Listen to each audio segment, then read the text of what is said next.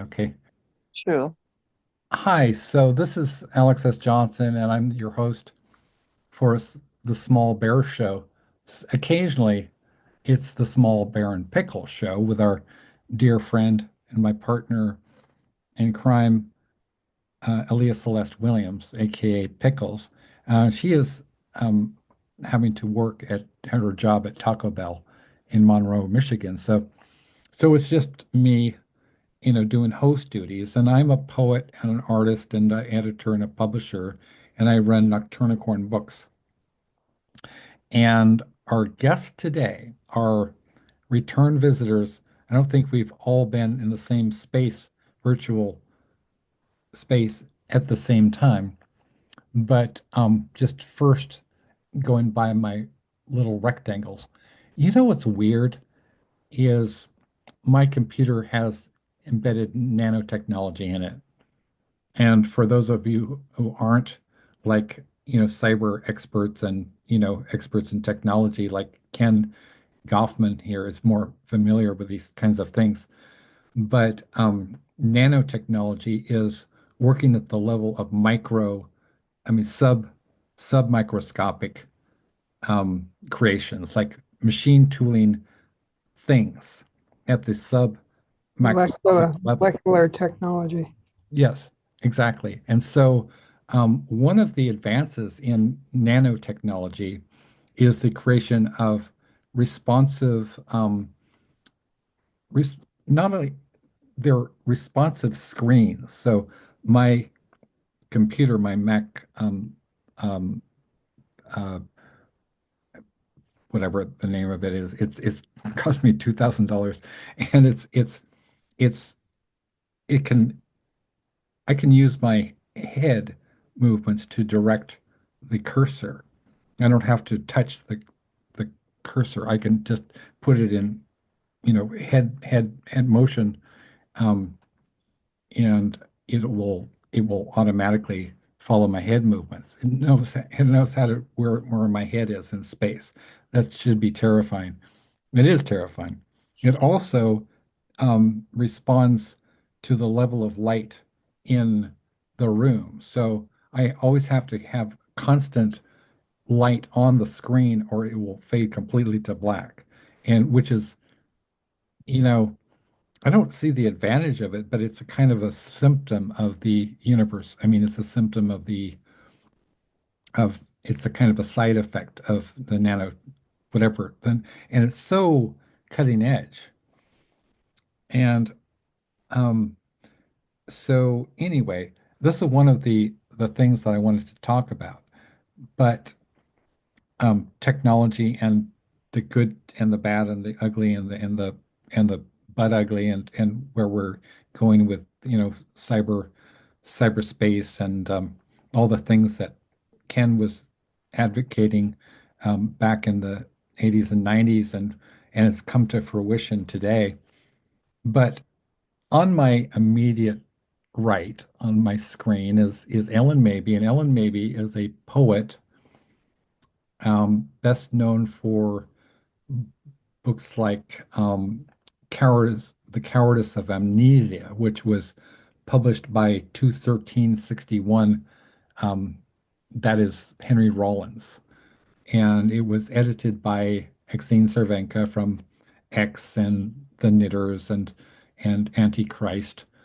And the cover photography might as well show the folks, our viewers, as the cover photography was done by one Viggo Mortensen, the actor, who is and the art as well. So that's Yeah. Ellen and the cover. And Viggo Mortensen is very, very well-known actor. He's been in numerous movies, most famously Lord of the Rings. And he's also a poet and a songwriter, and he's performed at Beyond Baroque and Literary Arts Center in Venice Beach, California. So this is one of his albums, Canciones de Invierno, or the Songs of Winter. And so um, Ellen, so she's got many collections. She was a contributor to the Outlaw Bible of American Poetry, which has just about everybody who's anybody in American. I'm not going to upset my balance of my books up there on my shelf there, but it has basically, if you are important as an outlaw poet, by which I mean people like William S. Burroughs, Allen Ginsberg, um, even Richard Pryor is sort of considered to be a poet for this example. Tupac Shakur, Leonard Cohen, you're in this book, and Ellen maybe is one of you know, of a remarkable cohort. I mean, it's amazing, an amazing group to be in, including our mutual friend Iris Berry, punk poetry royalty, and Mark Olmsted, who's a frequent contributor to Nocturnicorn books, and Nelson Gary, who's also contributor, and Dominic Lowell, who's blurbed one of my books. So she's also was has her SAG card because she portrayed a character which was based on her in the movie Dancing with the Blue Iguana, which was made by Michael Radford, who made Il Postino. And it was kind of very, very interesting process of filmmaking because they did a lot of rehearsal. The other actors in this movie were Sandra Oh, uh, Daryl Hannah, and Jennifer Tilly. And it's a beautiful film. And Ellen does an amazing job. And I really, for our viewers, I'd really suggest, checking it out. It's a really great film. And she's performed all over the world in Glastonbury, Bumbershoot, Lollapalooza, South by Southwest, the Shakespeare and Company, BBC, PBS, you name it, she's done it. And she led the Los Angeles cohort of the like I guess there was it the slam poets Oh, for oh, MTV. the spoken word type of thing they had for, yeah, they had Yeah. a, yeah, yeah, And yeah. she's beloved of people like Henry Rollins. She's collaborated with Jackson Brown, Rock and Roll Hall of Famer, beyond legend. So she's beyond legend. She's a beautiful soul and an enigmatic muse, and a really dear friend of mine, and somebody who's really helped my not only my career, but helped me to have confidence in myself that that I'm a good, you know, artist and a good human being. At least I'm not out there causing too much chaos. And then we have Ken Goffman, aka Are You Serious? I think I have a copy of Mondo 2000 here, but if I fail to I have have copies here somewhere. yeah, But I don't um, move too much. I'm so nicely framed with that painting by my oh yeah, partner, yeah, yeah. Just keep. partner Eve, Wow, who wow, passed away about a year ago. oh my God, that's an amazing I really like painting. painting. And Ken was an anti-war protester back in the day. Was it the 60s or the 70s or uh, Well, I was in high school in the 60s, but you yeah, know, I was active in the 60s and I joined the Yippies. I entered my 18th year, figured you have to do something because now you're done with high school. What do you do when you grow up? So I joined the Yippies and started an underground newspaper in my hometown of Binghamton, New York. And everything has proceeded from there. right, the underground newspaper led by I want to quote James Joyce in Finnegan's Wake, but can't I can't upload that particular piece of data right this second. But He um, wasn't part of our newspaper. it wasn't I really. I mean, used to see him out at the bar, but what? Yeah, refused to write for us. yes, We um, weren't smart and enough. and and you know, I think like Finnegan's Wake and Ulysses were really not only were they foundational texts, but people like Jack Kerouac obviously didn't he appropriated one of the most famous images in On the Road is actually taken directly from Ulysses, Mm. the one about the Roman candle. Anyway, so Ken went on to become a sort of psychedelic um, troubadour of the word virus, connected with people like William S. Burroughs, Trent Reznor of Nine Inch Nails, the band Devo, Kathy Acker, the author of Empire of the Senseless, and numerous books, and a who's a close friend of Burroughs, was in a relationship with Kathy Acker, was good friends with colleagues with Timothy Leary and Bruce Sterling, William Gibson, and John Shirley were some of the participants in the Reality Hackers, um, and then that became um, Mondo 2000. Mondo 2000. So he's also a songwriter, and his band, I think Mondo Vanilli, was signed to Trent Reznor's Nothing Records label. I believe that was a subdivision of Geffen Records, or It was with subdivision of Warner oh, Brothers, Warner. and then it was also under Warner Brothers was Interscope, and then under Interscope was Trent Right. Records, Nothing Records, Nothing Records, uh, exactly, which which was, they yanked away from him because he was spending too much money, oh wow, yeah. So that and was, our record was never released. oh But wow, yeah. So so that was they lived up to their name, Nothing.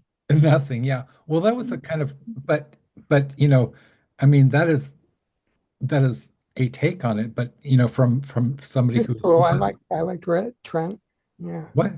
Trent was cool. I Oh liked. yeah, yeah, no, no. I mean, Trent's okay. And well, so I'll get back to Trent because um there's so much richness in terms of the symbiotic relationships among us. I mean, between me and Ken and our mutual friends and people we've collaborated with and worked with. I'm so honored to be on with. You say Ellen? Is that how you pronounce your name? Yeah, hi. Yeah, you did these amazing books. That's. I'm so honored to be on with you. Uh, Oh, thank you. Outlaw poetry. Wow.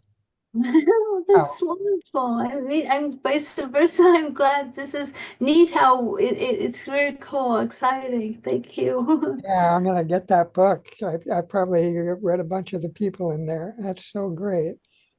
Yeah, yeah. I mean, Ellen is considered to be the daughter of Allen Ginsberg. And so that was one thing that really sold me on her stuff. And she got me on board with Beyond Baroque and reading at Beyond Baroque and helping me develop my book, The Death Jazz, which was also blurbed by John Shirley. And basically, Ken Kaufman, aka Are You Serious, is a kind of a pioneer of cyber culture and was responsible for pretty much propounding this notions that eventually became the world that we live in, that we take for granted. But it was not always thus. And And so it's been enshittified, in the words of it's Cory Doctorow. He calls it enshittification. What capital has done to the yeah, internet. yeah.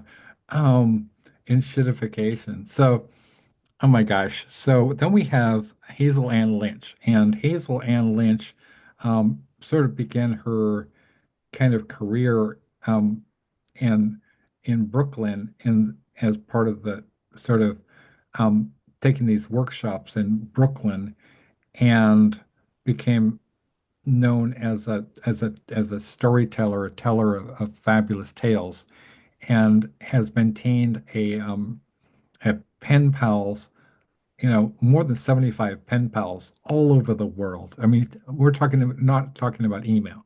We're talking about physical snail mail letters. And I feel so bad because she wrote me a beautiful letter, and I have yet to respond to that. I've been so busy with Nocturnicorn Books.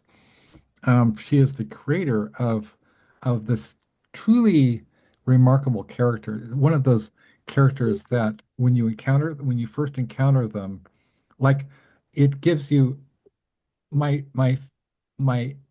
initial response to Senior Fluffy, a cat's tale, was when I first heard about it, I thought it had the kind of that shock of recognition, like returning to that magical place in your heart from childhood, right? When you first encounter these characters who seem like they are more real than the people around you. Certainly, like when you're a kid, right?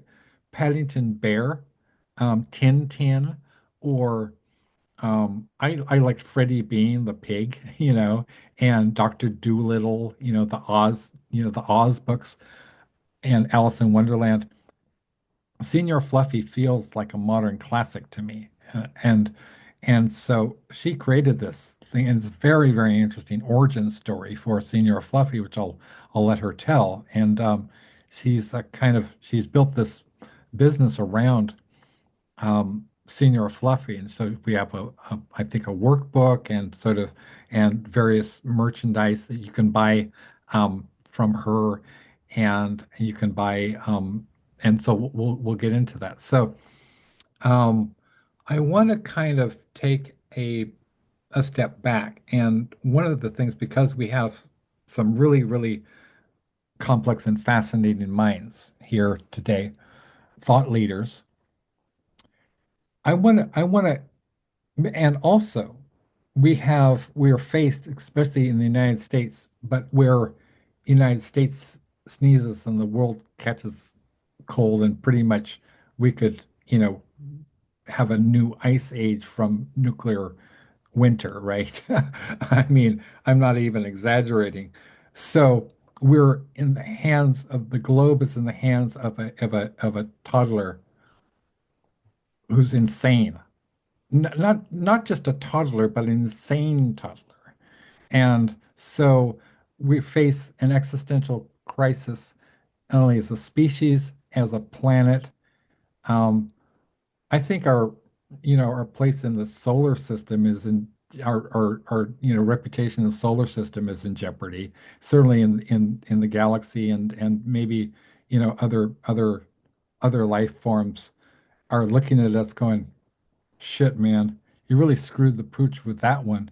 You could have done something, before you re-elected a convicted felon, a multiple convicted felon, to the highest office in the land, who who was convicted of essentially rape, you know, and more than once.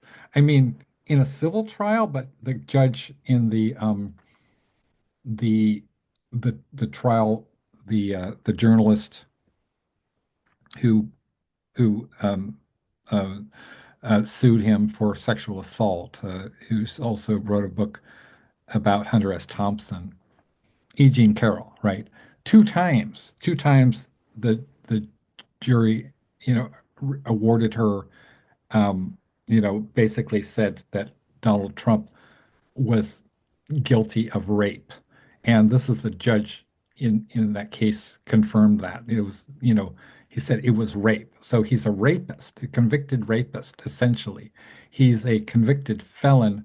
A- He defrauded our own government. He defrauded charities. And he's also, damn, he was a close friend of the notorious pedophile and sex trafficker Jeffrey Epstein, and he fomented a armed insurrection against the United States of America, and he's in charge of shit now. So we're faced with a terrible global crisis and a threat. Well, haven't really keeping track of the news because I feel it's most important not to become paralyzed with anxiety. And so I've instead focused on the collective paw, meaning a powerful dose of positive, creative energy, just creating things that are so attractive and make you feel good, like a collective paw, the anthology, like Neurospicy, the anthology, like the Burroughs books, um, like the Black Sabbath book, the and the Bauhaus book. The things that are attractive and make you feel good, right? You want to read your favorites in any field. I mean, we have people like, I mean, only one of our authors is David J. Haskins, the songwriter of Bela Lugosi's Dead. And so that gives you an idea of who we have on board as part of a collective paw. And so I just want to ask the panel here. So I have questions about three things. One, what are the most important threats to us as individuals, as as global citizens, and as a species? And then two, what are some practical things that we can do to combat our fear and potential paralysis? So, Ellen, could you start us off? Sure. Well, um, yeah, there's a lot of things facing us for sure. I mean, the climate is one. I mean, I think a lot of it too is inequality of how things are for people in many, many ways. Um, and just the amount of hate. It's very stressful. Like each day seems very stressful. And I think one thing that's important is to really ensconce in the different arts because a lot of that can be very inspiring and helps to um how there's been a lot over the years and there can be very resonant work like Leonard Cohen and stuff and Phil Oakes or Bob Dylan, different people, Stephen Sondheim, just over the years of all Stephen different Sondheim. works that are um very insightful. So I think that's important to do and stuff, and to hear and the other art forms, whatever one does. I love to hear your music and see productions online or different things. So I think the arts are very important in the midst of, especially but continually. And I'm sorry, there was more parts to what you were asking to the question, or is that it? Well, yeah, I was kind of yeah, that I mean that's a really, really good response. I mean, to all of the questions essentially is one question. How do we respond to the sort of chaos, frustration, stress, and Mhm. anger that's caused by this hegemony of hatred, of violence, of cruelty, and all these all these things that are very inimical to to life, to life, basically life. I mean, right? Forget let alone, being a citizen of a free country, right?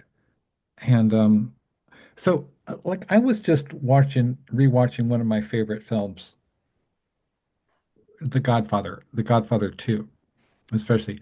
And when young Vito Corleone comes in to Ellis Island, as so many of our ancestors did, right? I mean, my ancestor, my great great grandfather on my dad's side came in from Oslo. He was a machinist in Oslo, Norway, and he came in through Ellis Island. In fact, they changed his name from Hansen to Johnson, right? Exactly the same way as the Vito Corleone character, who's ultimately becomes Marlon Brando in the films. And and they show him at Ellis Island, as a very young kid, a really, really young and sort of scrawny, you know, kid, right? And they had to quarantine him in the film because he has smallpox. And so they show all of these young immigrants, and they, I mean, Coppola is a master. His films feel like you're there. The absolute sense of authenticity, of hope, of looking at the Statue of Liberty, right? And it was just shocking to me when I realized, oh my God, that no longer we're no longer the beacon of liberty. We're taking for granted the fact that for you know like hundreds of years we've been known as this. The first thing you see when you come into New York Harbor is the Statue of Liberty, which was given to us by France, right? And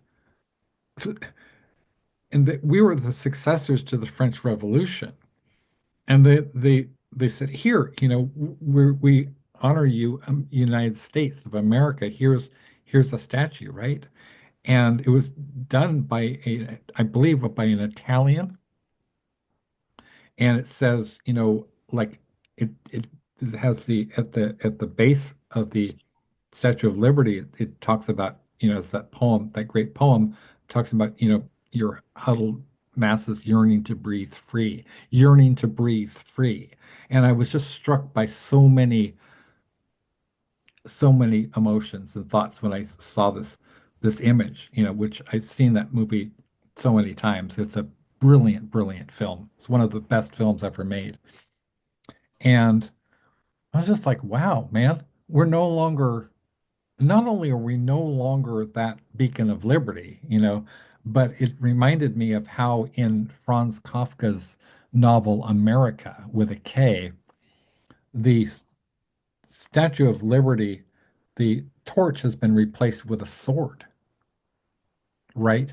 And it's sort of like we're living in Kafka's nightmare. Um, that's just, so this, so Ellen, when you of often in your poems as well, you refer to your touchstones, right? Leonard Cohen, Bob Dylan, George Harrison, songs like specifically like Beware of Darkness, you mention in one of your poems. And and Leonard Cohen is big in your vocabulary, also Stephen Sondheim. Do you see any commonalities among these artists? Yeah, yeah, I do. I think they always have an insight of different historically different things, different subjects, but yeah, I think they are. Um, yeah, I think that's a part of it.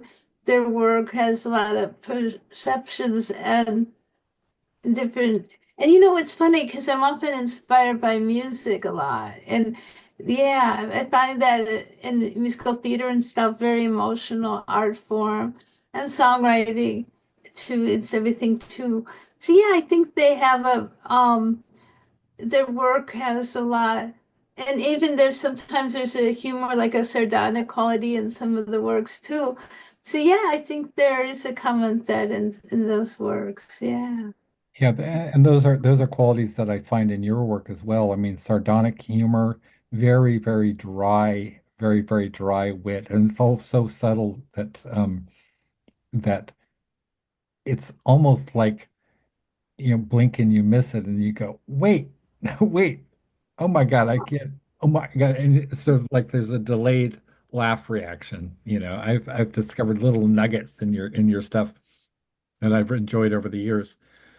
And so, I mean, yeah, so right, music is what Jimi Hendrix said, that music is more important than politics, because no matter what side of the political divide you're on, or even if you're neutral, almost everybody likes music. Almost everybody enjoys music. And I have a number of I started out as a music journalist, and I have a number of very, very well-known musician friends, including Tara Van Flower of the band Lycia, right? And so I also know Carrie Lee Chrome, who's a contributor to our books. Carrie Lee Chrome most famously founded the band The Runaways.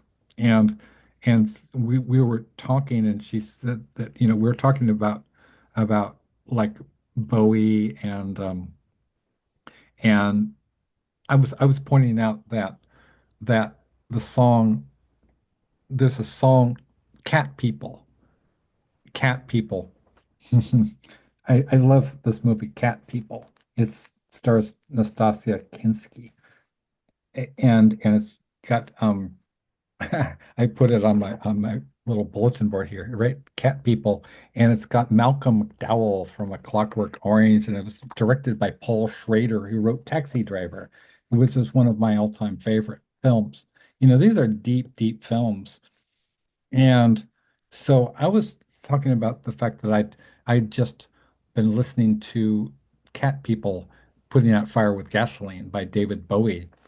And I realized that Joy Division had taken the first 8 bars of Cat People and turned it into Atmosphere, right?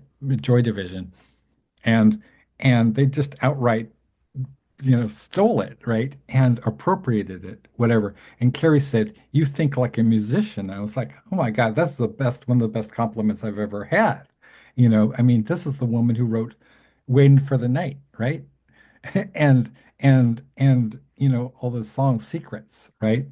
And so music has always been a huge inspiration, and I was very, very fortunate to meet and become friends with Lemmy Kilmister, people like Karen Crisis of the band Crisis, and and my really, really good good buddies in um from the band Penis Flytrap, which, yeah, Pickles Aaliyah always giggles about when I say Penis Flytrap, because they're kind of like a death rock super group. As they have the singer was Dinah Cancer from the band 45 Gray, which is kind of a legend. I mean, in and around the the punk rock heyday, which is in the back in the from the late 70s to the 80s, which included people like Exene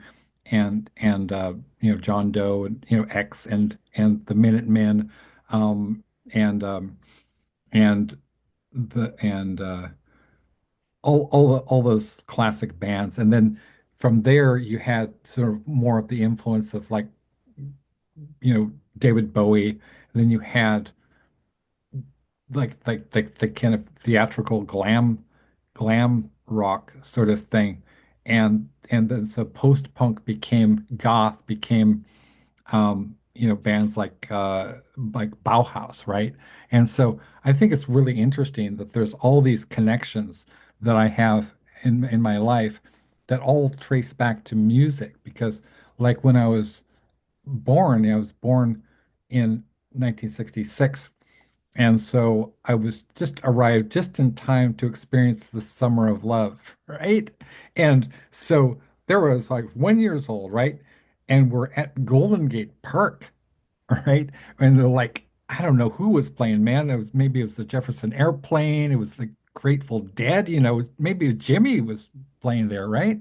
And so I was just a baby. I was 1 years old, and my parents always tell me, like, you were really grooving to that music. And I was like, yeah, I was just like getting into it, right?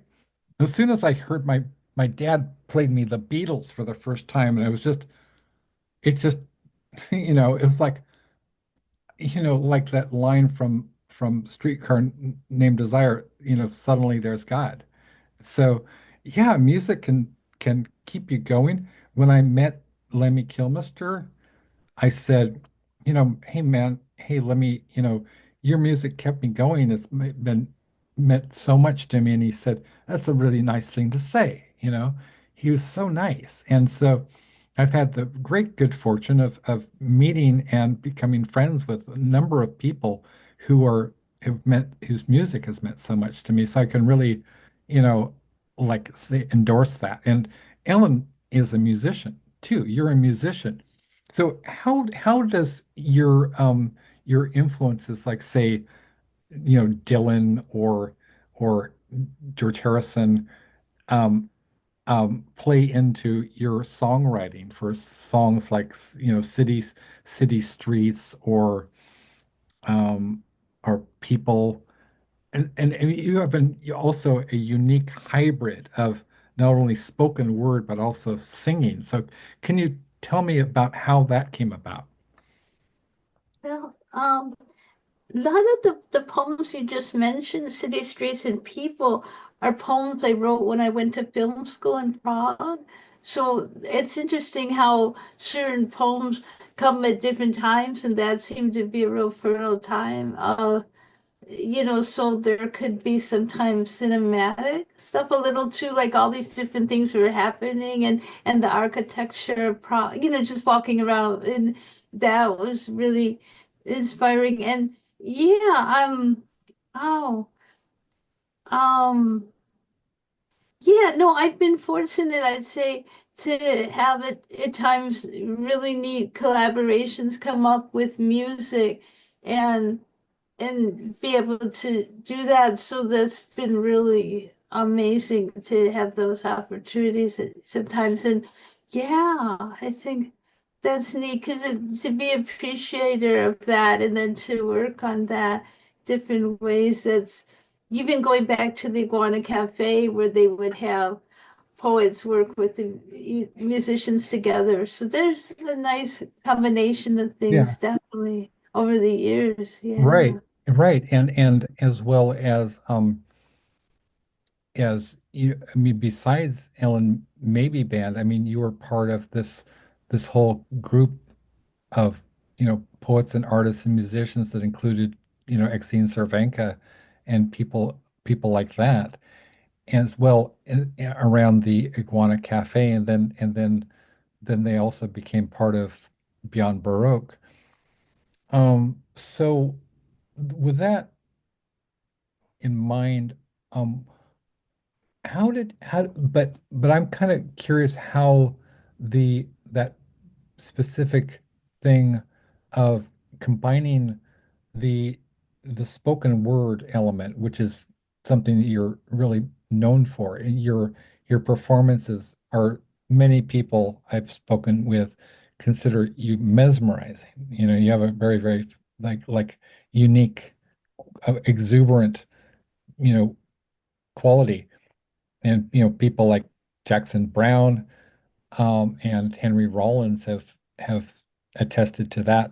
Um, so how did that come about, where you use spoken word, but you've also got music, but you also sing as well?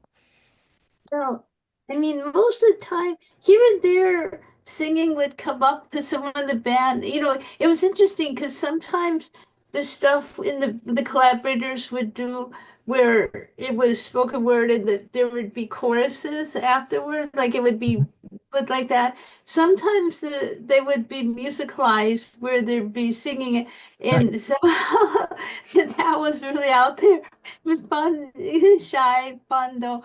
that's And right. so each person had their own way of incorporating the music and stuff.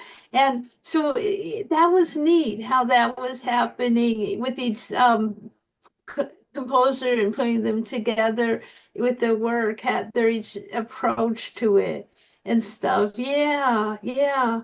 That was fun. And then I also, had a duo called Ellen and Robbie where with the piano player from the band and keyboardist, and he would sing and there would be like this mixture of stuff. So each style has quite a different way, different instrumentation to some degree, or Sure. different ways. But I think it's neat. I think that it's great for poets and musicians to are together, poets and artists and painters. I think that's exciting. You never know. Like that's a really neat for. I think it's inspiring for the other art forms. Or like sometimes a poem would end up they make say somebody make a short film or something with poems and that's neat. I mean, it's neat how to anything with the other art forms can be really great to see that happen organically. It can happen. Yeah, I feel glad for that. Yeah, you, you know, great. yeah, I mean, I'm like, one of the things that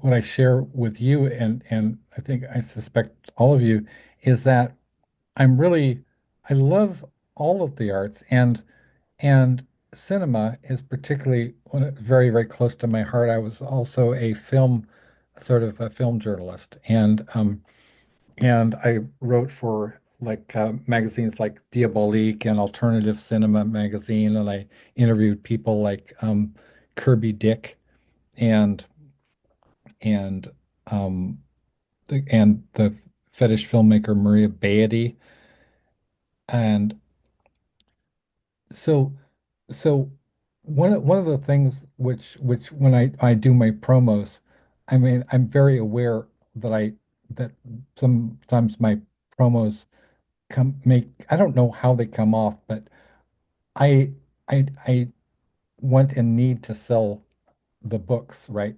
To make some money. And also because some of the books are for charity. So, um, for example, and try not to spill Lemmy on me and Charles Bukowski on me. Okay, stay there, Lemmy. He keeps falling off. It's like he wants to. Oh my gosh! So this is very perilous. Um, so this is. Oh, sorry. I have dyscalculia. Okay, Oh, so this is our latest book, and it is called Hand of Doom: A Literary Tribute to Black Sabbath. So this came out about as a result of my interviewing Ronnie James Dio back in 2002, I believe, or 2002, 2004. And I was asking him about what he was working on. And he told me that he was working with Children of the Night Incorporated. And so I did a series of anthologies, starting with the Junk Merchants, um, the Just One Fix, a literate salute to William S. Burroughs, which contained an original poem by David J. Haskins from Bauhaus, who wrote Bela Lugosi's Dead, and also is the founder of Love and Rockets. And since he gave me an original poem, which is contained in the Just One Fix, and so I thought, wow, well, I always loved Bauhaus and Love and Rockets, so why not do a tribute to them as well? And then I and then that was a smashing success. I mean, those really got we got ink from all over the world. Magazines like MK Ultra magazine, and about six magazines spontaneously through word of mouth gave us press. You know, I was, and we had people like Ethan Maroulis from Black Tape for a Blue Girl writing us original song, which is essentially sort of like a Bauhaus song. It was written by, Ethan Maroulis, who actually collaborated with David J. Haskins as well. And so um, I figured all of these musical tributes are really leading up to something, as well as they're all being interrelated because Black Sabbath is a huge influence on so many bands, including Bauhaus. So, which purists don't really like to acknowledge that. People are just in the goth camp or the dark wave camp or the metal camp say, oh, well, these, you know, you know, they want to keep it everything pristine. But obviously Bauhaus, they even stole the main riff from Electric Funeral for one of their songs. And so anyway, I was casting about and trying to figure out, well, I wanted to do something for charity. And it struck me, Children of the Night. It's a natural because so many young people, well, several generations now of people, we're now all older, and Ozzy is in his 70s, right? They're all in their 70s. And they, and unfortunately, we lost Dio, but but I wanted to do something that not only had amazing storytelling that really brought out some of the themes of Black Sabbath, is including the instrumentals, and as well as doing something that was going to actually help people, like in this case, children who are being sex trafficked. And so I brought together a an incredible lineup, and we have Ellen Mabey. We have Anna Taborska, who is a five-time Bram Stoker nominated horror author and a film director, an award-winning film director. She worked with the BBC. We have Lucifer Fulci from the band, I think I mentioned, Penis Flytrap, which was a death rock supergroup. Kevin Andrew Murphy, the guy who works with, he's an award-winning author who works with George R. R. Martin, who did Game of Thrones. And these are all originals. These are all originals. Cassandra Alagos Goofy, who's this incredible poet in Greece, who actually translated my poem, which I dedicated to her, called Alchemist of Sorrows. And that she translated them to Greek. And then it was read on YouTube by Dimitris Philelis, who's a ancient classical Greek scholar. And they only they've never featured anybody who's not Greek, who's not dead, and he's not a famous dead Greek poet, right? So they did me the tremendous honor. Dimitris Philelis is the secretary of Penn, Greece, right? So you know you've done something when a scholar of classical Greek, reads your poem in Greek on YouTube, is one of the biggest honors of my life, in the language of Homer, right? My poem is read in the language of Homer. I mean, you know what I mean? And so this is what you live for. So I'm glad I lived Gotta long enough go. to have that experience. Okay. Yeah. All right. So, um, so yes. So Ken, um, in the whatever minutes and you have to go. Great listening to Ellen and Yeah. Mary. Okay. Excited to read some of your books. Yeah. It's great to have you, and so we always have the squeezins. Yeah. So All okay.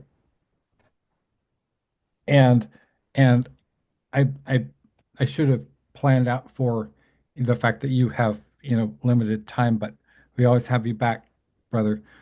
And I so will mention that have a show coming up.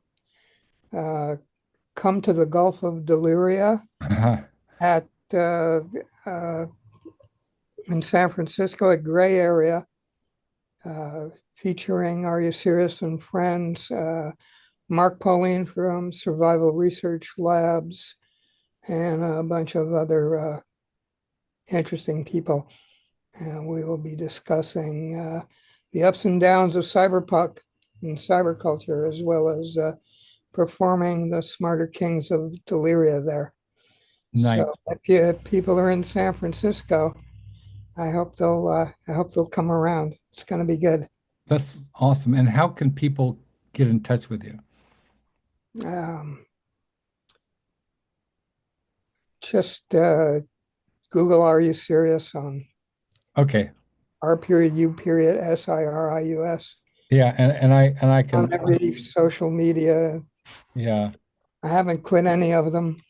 Are you Still serious? And there. Friends is an amazing, but the Greater Kings of Delaria is an amazing album. And I reviewed it for the Small Bear Review, and it's totally every song is a banger. They're earworms.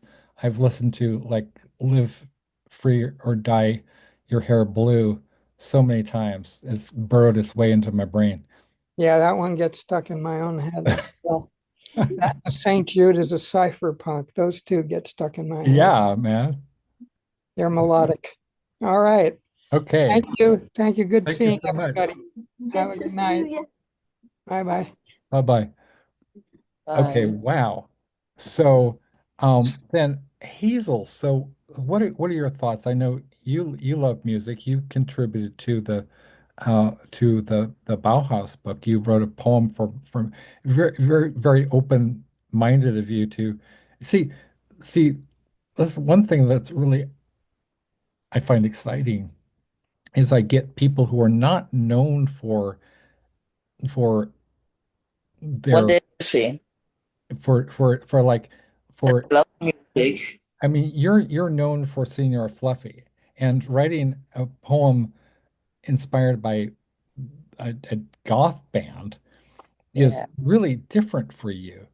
And so I just kind of like we've been talking about a number of different things. So like as an author, as a poet, as somebody who's, very has a very, very compassionate heart.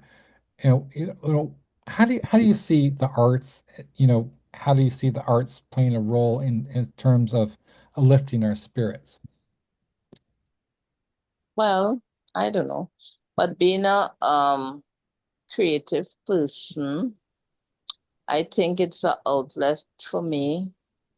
Like, when I'm going through anything, I thank God that I have this writing ability.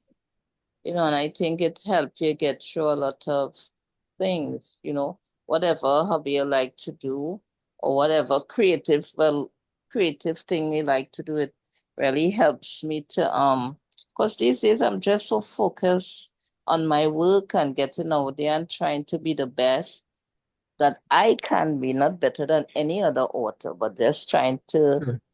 be the best that I can be and think of ways that I can maybe come out there and wow people or just do my own thing.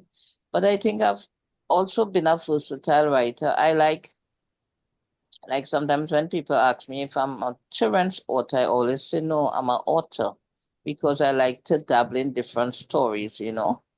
So some people write especially for kids, adults, erotica, different things. But I will like to dabble in like a bit in everything. At least Yeah, what story comes in my head.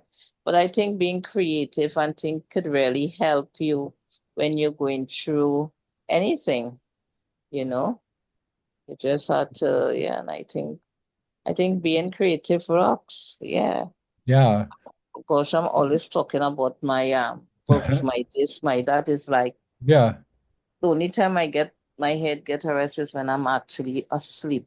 As I'm up is the first thing right? on my mind, like, yeah, but I think being creative is really good and it could help you through a lot of tough times and stuff like that. Yeah, and this is a question that I want to ask Ellen as well. So for our viewers who are tuning in or really watching this later after I put it up on YouTube.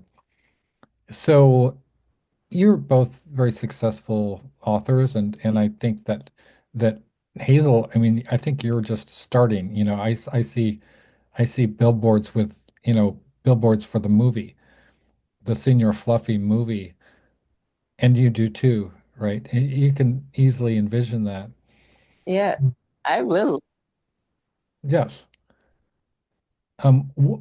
What kind of Told advice? me last week it had, I'm sorry? no, I said last week it had the biggest literary festival in Trinidad called Wow. Literary Festival. People from all over the world were here, publishers, authors, literary agents, Wow. stuff. And I read twice. It have a lot, and it's in the library in the city. Yes. Plus, it have a lot of events you could go to. They have a lot of poetry slam competition. There's all kind of thing going Yeah. on there. It have a lot of big authors, and I went to a few events and stuff, listened to people talk, and it was really interesting. This is my third year going, and I try to connect with other creative people and meet and learn like what I should be doing, what I could do more, or just you know. Also, when I was, so I did stand and deliver. It's an open mic, and I just went and I read the first chapter of Senior Fluffy, and this guy, this I don't know if he's in the media. He have his own company, and he said, "You made me laugh from the as you open your mouth and start to tell this story. You made me laugh so much."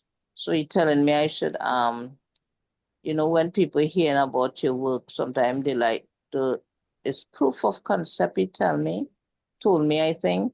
So try to get it a little animated story and start to take it to producers or something. He said, I really have something there. He said that was so funny, the way you acted out and stuff. He Uh-huh. was really Yeah. impressed. There's some guy there who was setting up the whole media thing for us to talk, the music, the this, the mic. I don't know what you call him, but he has his own company. Uh-huh. I took his card and stuff, and he said, "Try to get that audio because I can see that in the movies, in Yeah. cartoons, in this." Yep, I see. I've seen it in my mind already. It's just for it to come to pass I slowly know but I surely. I'm I trying to know work. I know what it will happen. It's going to be glorious. And I just Mm, really feel excited that I was in on the ground floor, as part of the 'cause I have an eye for who's going to be big. I mean, I remember like I was into Matt Groening way before The Simpsons. Way before The Simpsons. I was a fan of his Love in Hell, Love in Hell or Love is Hell cartoons. And then when he started doing these little animation segments for the Tracy Ullman show um, on Fox, and they were very primitive versions of what became The Simpsons, right? So when The Simpsons was a huge hit, I was like, yeah, I always knew that they were going to be a huge success because there's something very attractive about Senior Fluffy. Like I said before, he almost seems like a person, and like and brings you back to that magical time when you're a kid when you believe in that these characters are going to save the day. I think what is exciting about our potential as authors is that we can kind of lift people's spirits and they can take a break, right? They can take a break from dealing with all the hardship and they could read. I know that um, that Senior Fluffy is kind of magical for me, and I've read it to my mm, parents, and we love Senior Fluffy. I mean, we can't get enough Senior Fluffy so in our lives. Um, and so we're gonna come back and talk about and I hope we can get you to read from Senior Fluffy. But mm. before I forget, Ellen and I discussed reading each other's poetry. So, do you want to do that? Okay, yeah, I have your poem. This for Lemmy and Yeah, stuff. yeah, Yeah. So let me this is- yeah. So should I just start with the title here? It yeah, just yeah, it's yeah. I wrote okay. I wrote this for Don Kingfisher Campbell for Four Feathers Press. Mm-hmm. Yeah. Great. Yes. And rock and roll in memory of Lemmy Kilmister. Did I say it right? Yeah, Kilmister? Kilmister, Oh, Kilmister. I'm sorry, Kilmister. Oh, sorry. 1945 to 2015 by Alexis Johnson, aka Teach, Lenny Kilmister. For Ellen Mabey, Elias Les Williams, Exene Cervenka, Iris Berry, and Don Kingfisher Cam. So, see, submerged in the swirling waters of the rock and roll scene, a frequent attendant of the rock and roll Valhalla that is the Rainbow Bar and Grill on the fabulous Sunset Strip, the House of Blues, the Troubadour nightclub, or as a guest of Tequila Mockingbird, or overnight the safe house of a Beverly Hills hitman. This really happened, accompanied by Lemmy and Marilyn Manson's publicist and Trent Reznor's girlfriend, who just done a show at the Whiskey a Go Go, and copious rails of speed were ingested. I was vibrating like a live power cable, could feel the electric current in my teeth as Michael demonstrated the smooth action on a police 357. A few years later, there I was backstage at the Nokia Theater in Los Angeles, California. The year was 2011.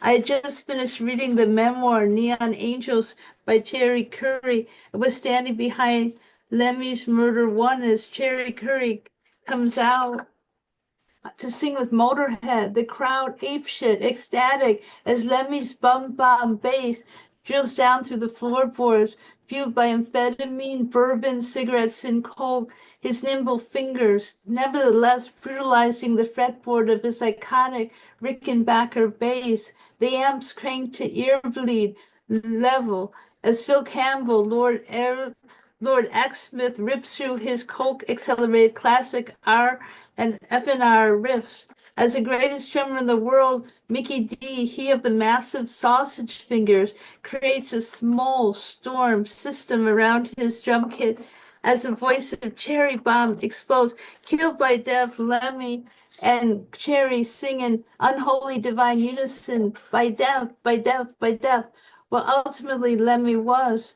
I'll haunt you, he grinned cheekily to reporters in some of his last interviews, as a lifetime of hardcore legendary partying finally caught up with him.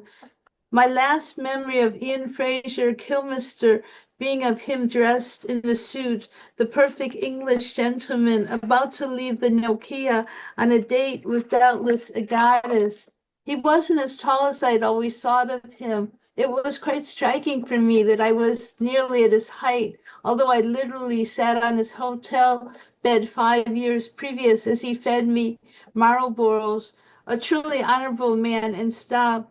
Whatever it is you are thinking, it wasn't like that. If you knew him, you recognize he was like that with everybody. No phony, just gold, no pretense, only rock and roll. Oh, that's beautiful, Oh, thank Paul. you. Thank you. Wow. I love it when you read my stuff. It really, it's like, yeah, I'm really proud of that one. And all that really happened. All that really happened. And it was just part of my amazing adventures in LA, which, now I look back, my life is so boring. I live in the suburbs in Carmichael, where I originally came from. And boy, there's nothing going on. But, you know, back then, I mean, it seemed like magical things occurred. Frequently, magical events occurred, and it was all kind of normal for me, right? And so I met you that way. That was a magical event. I met V. Kali, I met Richard Modiano and my goodness, I don't know, S.A. Griffin and Marie Lecrevant, right? I met Marie Lecrevant at Beyond Baroque. She read at Beyond Baroque, and then she, you know, got me on board with, she liked my stuff so much. And she said, Alexis Johnson is scarily brilliant. She said that and she nominated me for the best of the net last year. So shout out to Marie Lecrevant, man. So fortunate. Wow. I'm really amazingly amazing people. And So let's see. I'm gonna just let me see which poem. I love them all for different reasons. Um, let me see. Umbilical cord. I have fallen three times. Um, X air brings up the trail of tears. Um, Ball and chain record store. I read that before. It's a perennial. I'm gonna read it again because Okay. it's just like when you perform like a cover band, like or a band that's really very, very well known for their own music. But like for example, Judas Priest, when they do a cover of Joan Baez song, the that she wrote for Bob Dylan, the Diamonds and Rust, right? Oh, love. It's become a Yes. classic cover of, maybe I can be like the Judas Priest of Ellen Maybe doing, um, you know, instead of Diamonds and Rust, I'm doing Ball and Chain Record Star. So I try to improve my reading every time. This is one of my favorites. Okay. So without further ado, this is Ball and Chain Record Store by Ellen Maybe from the collection Ellen Maybe's The Cowardice of Amnesia, put out by 21361 Publications. That is Henry Rollins, ladies and gentlemen. Henry fucking Rollins. Okay, Ball and Chain Record Store. Someone came into the Ball and Chain record store I work at and said, "No bags, a waste of plastic." I said, "Yes, you must be a granola eating left wing, dig gothic, postmodernist, watch a lot of Billy Jack movies, Arlo Guthrie type." He said, "Yes." I smiled. I dream of Tom Waits finger painting light bulbs on my holiday wreath. And I'm Jewish. Pretty weird, huh? I celebrate Tiny Tim's birthday with a parade of dancing deadheads, some who never sleep and some who never go to the bathroom. His t-shirt said, "Have you hugged a rainforest lately?" I said, "I love the planet, but it's unrequited love." He told me, "Babe, you're bringing me down." When I was born, my first word was Om.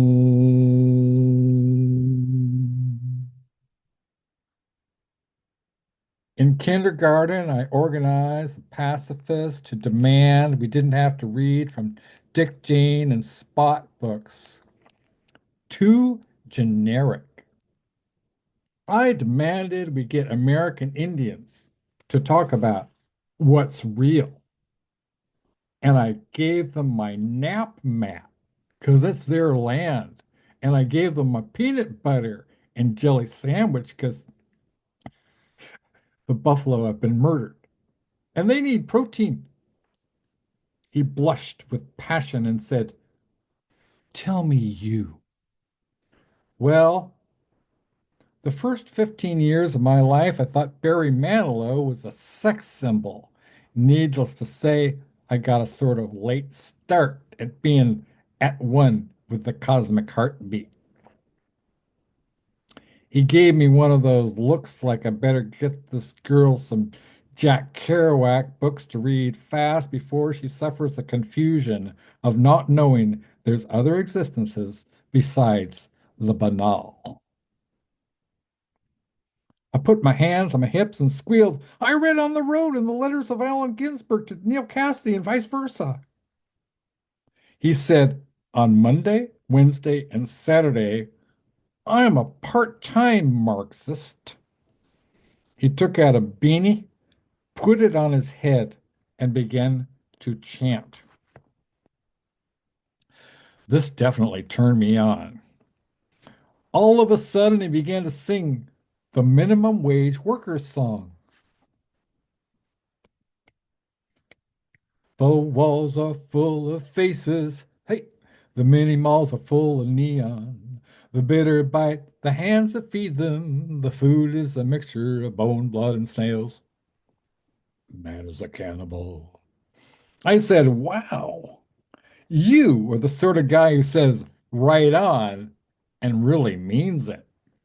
You probably only drink the milk of socially conscious cows who voted Crosby, Stills, Nash, and Young for president.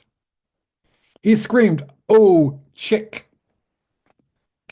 My life changed in 1962 when I realized the Constitution was written without women, blacks, Indians, and poor white men in mind. That was not okay. I became the Jackson Pollock of feminism. I threw paint of outrage everywhere. I was a man who identified with Billie Holiday and Ernest Hemingway. I was a traveler. So, what brings you into this San Fernando Valley air conditioned, intellectually malnourished record store with the Exactlies? We open exactly at 10, close exactly at 10. No matter what our karma, damn, it's so crass, you can't even rent the last waltz here. He said, I'm in a competitive mantra makers bowling league.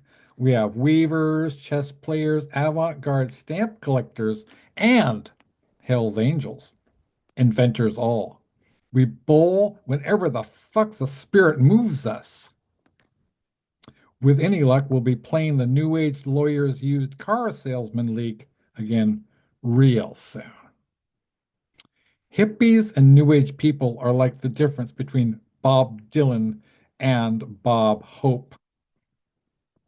He smiled and said, do you want to bowl? We are definitely into strikes. For the betterment of the worker, we need someone who looks like she could walk into the woods and find incense without getting poison ivy. You look like Van Morrison when you pout your lips. You could be a part of the Father, Son, and the Holy Ghost Meshuggah Athletic League. Besides, I love you. I started to weep. Tears of Bas Mitzvah cake and tears of being the last kid picked for field hockey in gym class. Authentic tears. Nobody ever said all that to me before. I guess I kind of do have Van Morrison's mouth. Why hadn't anybody ever noticed? I said, I love you, but every free moment I moonlight at Hare Krishna Organic Coiffures and Tea Salon. We use no chemicals, no dyes, no sprays, no combs, no brushes. Hell, you look pretty much the same going out as going in. He said, what's a nice girl like you doing living in a Republican administration like this? The manager of the record store comes over and says, you know the movie Fahrenheit 5051? Corporate has ordered us to burn it. Get to it. Don't give me your damn whimpering Joan of Arc eyes. Lots of people would love to have your job. I screamed, pig, pig. You are giving barnyard animals a bad name. Cops are pigs. Intolerants are pigs. Bigots are pigs. Everybody who does it and says they're just doing their job is a pig. Everybody does it to someone else, knows what they are. This is my first day at the record store. I guess if they want to have a quiet, complacent, yes, sir, type of employee, they ought to ask different questions on the application. Like, do you conform? Like, do you care that this is stolen land? Like, do you believe in playlists? Like, do you believe in yourself. Do you mind waking up alone rather than being beaten up with fists? Do you see the government is beating us up as bad as a knife in our elbows, as bad as a slur in our ears, as bad as a rape when we just wanted to be held? And all they ask is, can you work part-time? And what days can't you work? And they say, whom do we contact in an emergency? I said, because you need to ask that constitutes an emergency. The hippie said, my name is Hills Bells, but you can call me Hope. He said, I dug you. Now I dig your whole being. It's strange. No matter how many nights I wake up unhappy, there's still a possibility of rising into a change so easily. The outlaw lives in a world where when he sees a mirror, he sees a hero. And all heroes put their bell bottoms on one leg at a time. Let's face it. How can you trust money when there are politicians' faces printed on it? Money is sexist. The only woman on so-called American currency, which is really Turtle Island to the Indians, is Susan B. Anthony, and they stopped making those real fast. Is money worth killing for? Is money worth dying for?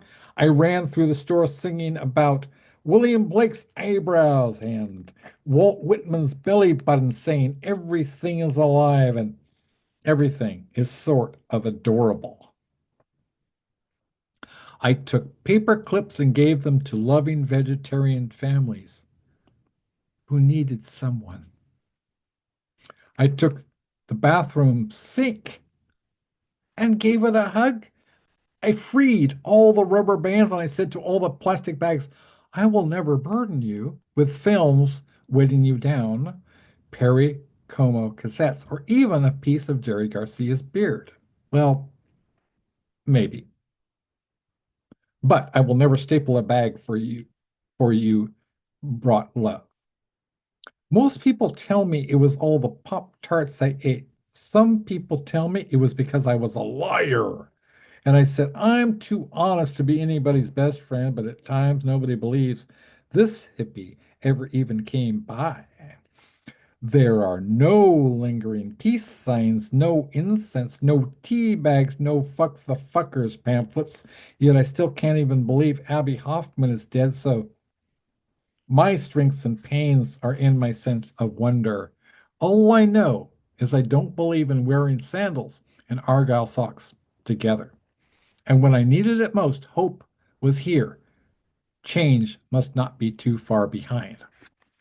Ellen Mabey, ladies and gentlemen. Ellen Wow. Mabey. Well, Alex, gosh, you read that so amazingly. I was just like stunned, stunned, stunned. And so thank you so much. That was just really, oh, wow. A trip. Oh my goodness. Thank you. Thank Wow. you. Thank you for that poem. And so like I I keep getting new insights, but it's obvious that you're one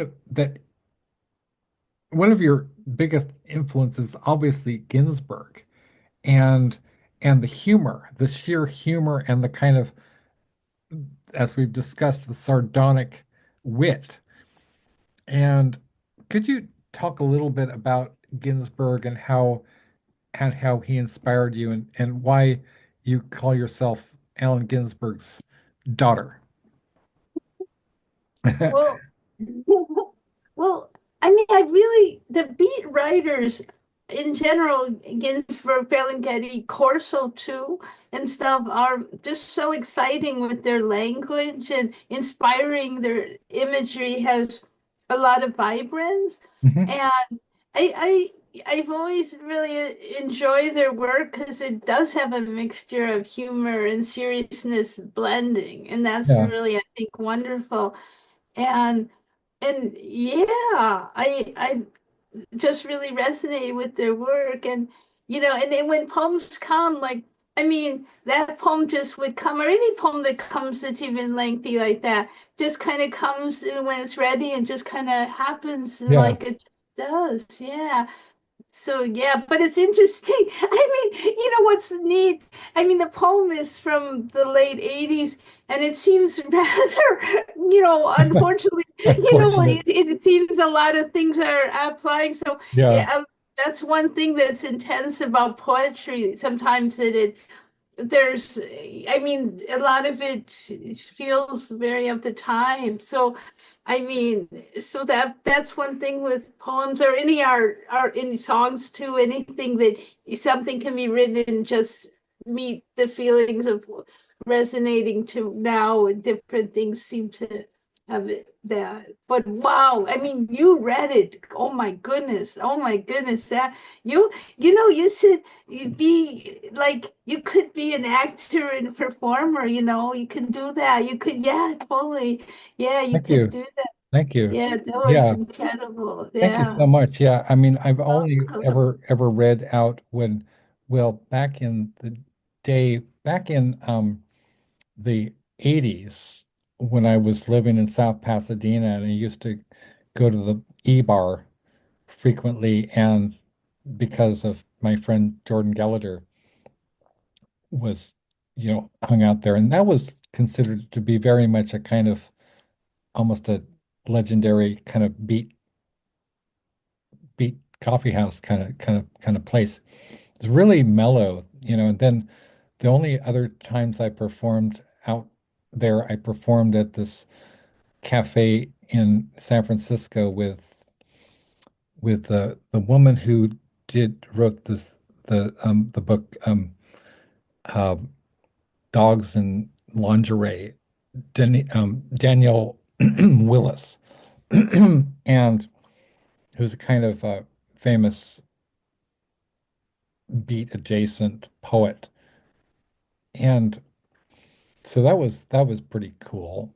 And as well as I read at Beyond Baroque two times, and I read with Iris Berry one time. And Iris Berry and Linda, is it Linda Cherry, or I think it's Linda Cherry, right? And Renee Diedrich, because we did the How Dirty Girls Get Clean book. Oh, is it Lisa Cherry or is it that a different person? Yeah, yeah, I think He, it's Lisa Cherry. Yeah, I got them oh, mixed up actually. Originally, I was like, I thought I was sort of like, oh yeah, and we have Iris Berry, and because they both have fruit names, and so I was looking at I got them mixed up probably because of our learning disability that we share, right? I was like looking at Iris going, oh yeah, so Lisa, and she's like, she very gently corrected me, so I barely noticed it. She said, Iris Berry, and Lisa Cherry here. And I was like, oh yeah, you both have fruit names. I'm sorry, I was kind of high as well, so but um wow. So, what I was thinking is, because I don't know what's happened to Hazel, but Hazel comes back on. I was actually thinking of I maybe. am right here. I'm Oh, not anywhere. I'm right here. okay. So I've been so here so just as Hazel, the Hazel, my beautiful friend, could you read us some Senior Fluffy? yeah, I can. Yay! Yay. Oh This my is the gosh. book Ellen, maybe. This is what it looks like. You can see it. very cool. Yeah, that's really neat. Very swell. Very Thank swank. Yeah. you. And this is Swank. Senior Yeah, Fluffy. it is swank. Oh my gosh. Yeah. Oh my And gosh. this Senior Fluffy Oh my there. goodness. Oh, that's so He's a I'm very, French cat with a Spanish name, so you have a lot of identity issues and a lot of catitude, not Gratitude. attitude. Gratitude. Attitude. Okay, maybe I could read two chapters or just one. Yes. I'll read the Um, first. yeah, yeah. The first one is called Seriously MDB. Hmm. I, Senior Fluffy, am mystified that my owner, Madame Dubois, is hell-bent on going to New York City, that concrete jungle of all places. I cannot wrap my whiskers around the idea of moving from Paris, the city of lights, where I was born, bred, and living a life of privilege, to embracing the unknown. Here, I have butlers and housekeepers at my beck and call, the top floor for myself, toys, and several variety of catnip. I'm accustomed to water flown in from the Swiss Alps, fresh cow's milk, caviar, salmon, pâté, and whatever my heart desires. I, Senior Fluffy, fear de every day. Now, Madame Dubois is obscenely rich. To be candid, though, she is extremely gullible. Mhm. Just about anyone who comes knocking at our door with a sad tale, convoluted story, or dangling a how to get rich quick scheme is welcome. Who in their right minds try to get rich quick when they're already rich? I guess what they say is true. The rich always wants to get richer. My Madame Dubois, or MDB as I call her when I'm in a bad mood, gives them any amount of money they ask for without ever signing a contract or a piece of striped bark. After about 29 harebrained schemes, all gone wrong, all causing her to leak money like a drippy tap, she decides she needs to go where no one knows of her foolishness and no one knows her name. And of all places, New York City. I've been there and done that. And frankly, I'm not impressed. And just like that, my life is altered, trajectory changed. Did she even consider my feelings? Weigh the pros and the cons? Hell no.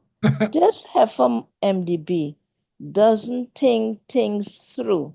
She only reacts, and reacts again. Again. That is the first chapter. That is Yeah.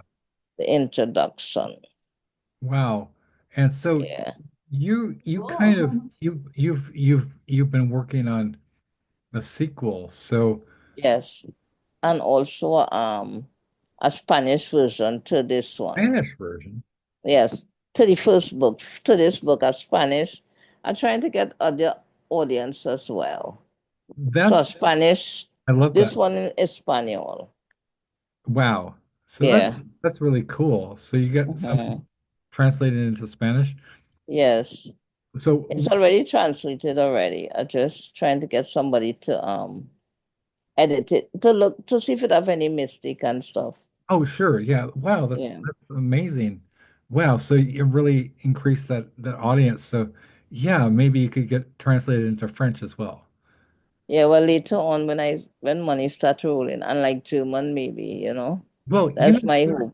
you know what? I might consider translating it into French. I mean, it would take me a while, but I might consider I might think about it, because I really love I love the book. And Yeah. just kind of and I sort of I make myself translate things into French. I'm Mm-hmm. actually thinking of translating the Flowers of Doom into French. Nice. Parlez-vous français? Oh, oui, oui. Un peu. J'avais étudié le français à l'université à Davis.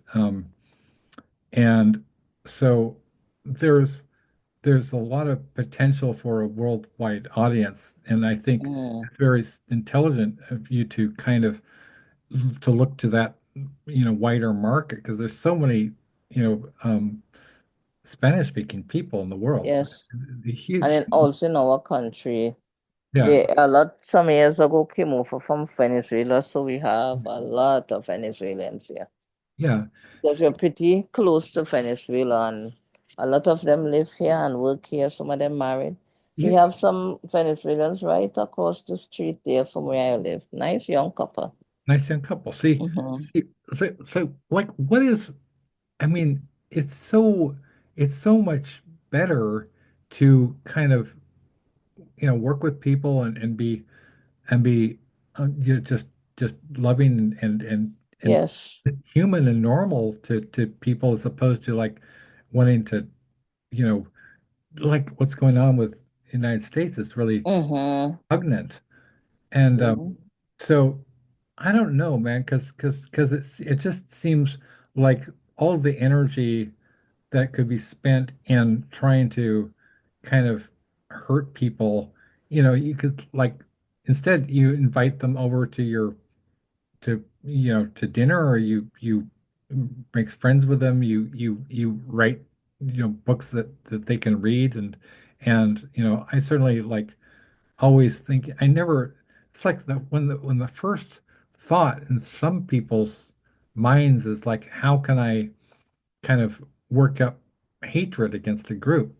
I just was just like, what? It's just appalling. I'm really upset and angry that America hasn't responded in a massive swatting and a taking down of Trump. I really think that it's just we're being way too, we allowed this to happen.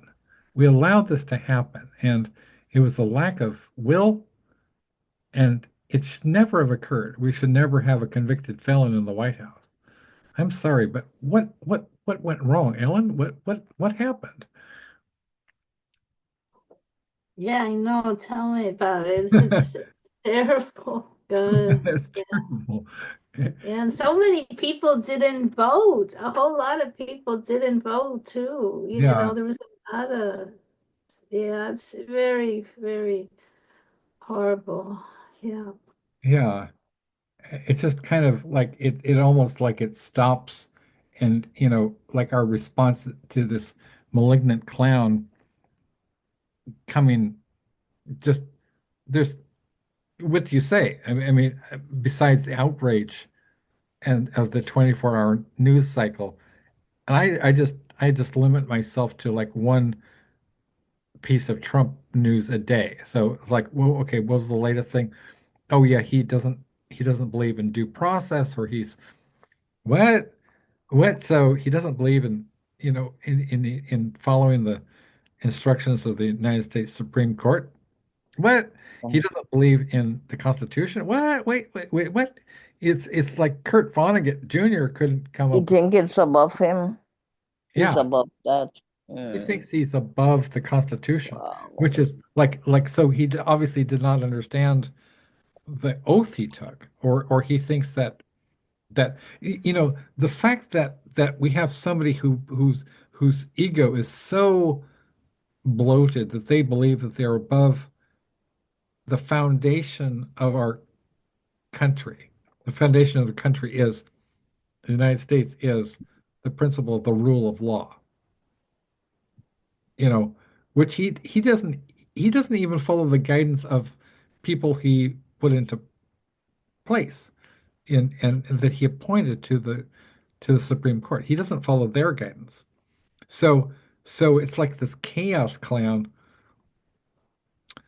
operating without any reasonable. I always think of Apocalypse Now. Apocalypse Now as a very kind of analogous scenario where you have somebody who is, well, actually, I mean, it's not kind of the opposite of Kurtz, because he's just this malignant thug without any brains, and as opposed to Marlon Brando. But the same idea that he formed this cult that worship him like a god, that part is equivalent. And then, but where's the I can't say it. I can't say what I'm thinking. I don't want to be, locked up, but where's Martin Sheen in this scenario, basically, right? Where's Martin Sheen? Where's Willard? I mean, there was and have you guys read Heart of Darkness?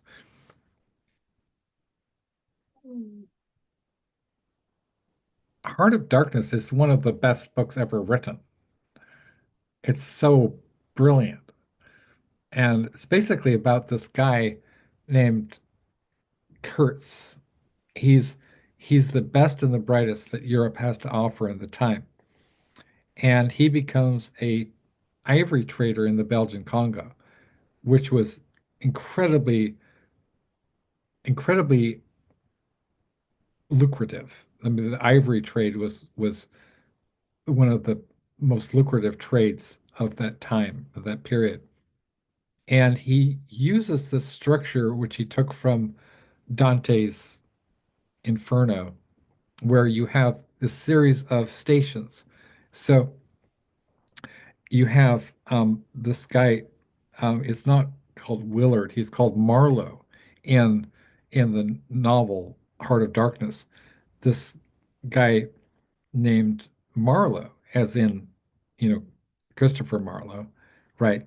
He's he's sent to investigate what happened to Kurtz. And the closer he gets to the inner station, the more alarming it becomes because there are communications that come out of the inner station, which is basically hell in Dante's Inferno, right?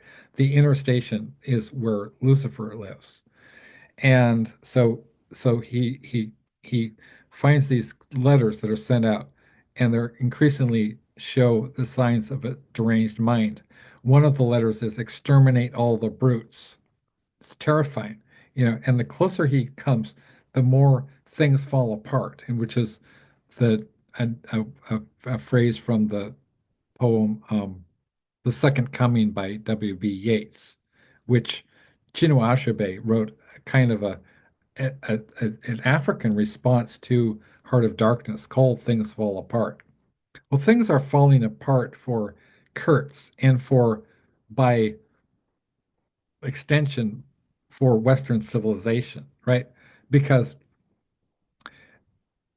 Kurtz was the best that they had. He was the golden child. He was an extremely well educated, extremely intelligent person, but he falls in love with power and he idolizes Ivory. And then and it's a very Christian book too. But you could say it's Judeo-Christian. I mean, in the Ten Commandments, the original Ten Commandments from the Pentateuch, the one of the first commandments is thou shalt not, make any false, you know, where you shall not pray to, Idols, God, idols, and right? those It's things. it's the first commandment, and what that means, I mean, if you don't believe in literal biblical um, words, what to me that that commandment always meant, whatever honor God in whatever form you like or not. I mean, for some people, God is the highest potential that we have as humans, and I think that Yeah, we've fallen prey to this idolatry of power, of money, of you know, of luxury, of pleasure, and it's killing us, as a society. mhm, So I think we're partially responsible for Trump. Trump didn't happen in a vacuum. This is mhm. get off my high horse. But so let's see. Um, I wanted to do one more thing, and then we'll kind of wrap it up early this time. Um, because we have, Ellen, we have more than 50 hours of us on video. Wow. Oh, I'd Yeah, love to see. That'd be cool to see archivally. That's neat. I It's know, amazing. I know, Wow. I know, right? It's Wow. amazing that we have so much and so much goodness too, and all of our conversations. And so I'm going to read from, I know that one of your favorites, William Blake. Oh. And Whoa. this is the edition that was had commentary by my dad's friend Harold Bloom. Oh, So, wow. right? And Mhm. so this is the complete Blake. And let me see. There's How's your dad? How's your dad well, feeling? he's okay. He's he can't see, which Oh, as an artist is not really that great. mm, is And it? his hearing is pretty bad too, but Mm, we still have him. So that's the main. yeah. Yeah, please send my love to him, please. I totally will. I totally will. As well. Yes, thank you. Yeah, yeah. I mean, he loves both of you very much. Um, so I'm thinking, I'm looking at songs of innocence.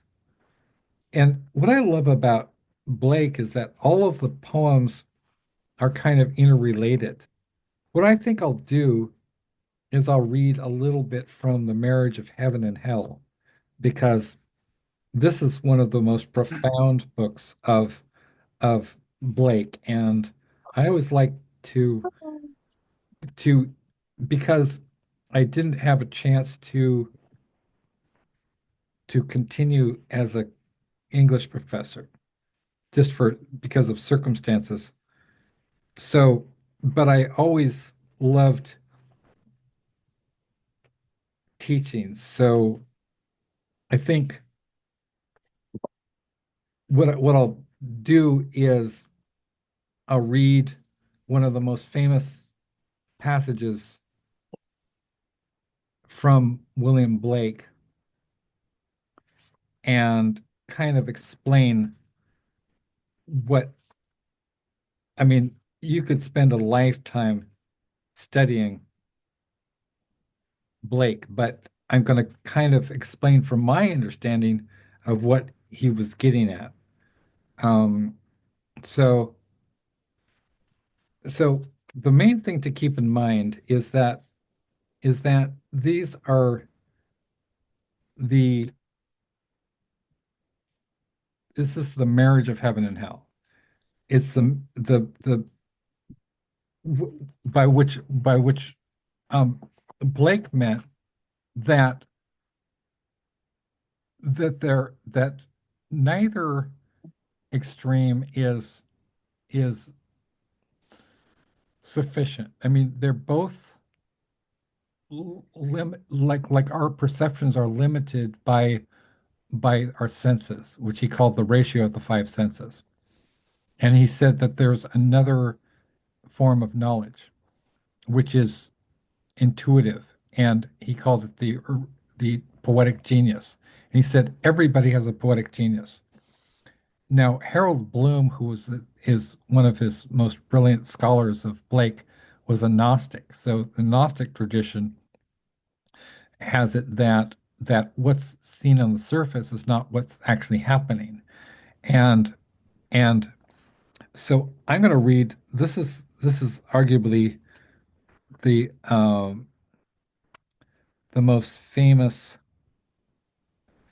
passage in Blake, and it's one of the most famous passages in English literature, and possibly in literature. It's from The Marriage of Heaven and Hell, William Blake. The ancient tradition that the world will be consumed in fire at the end of 6,000 years is true, as I have heard from hell. For the cherub with his flaming sword is hereby commanded to leave his guard at the tree of life.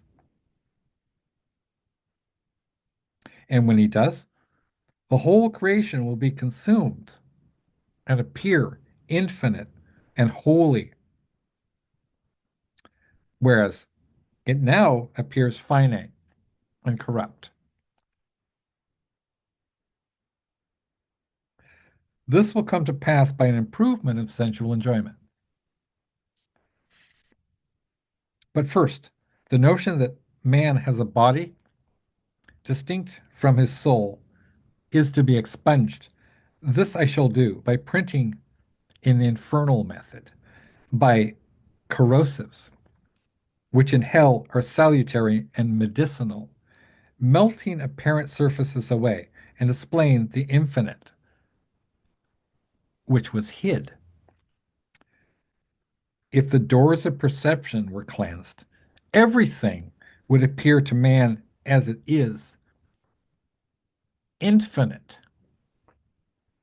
For man has closed himself up till he sees all things through narrow chinks of his cavern. And this is, it's profound.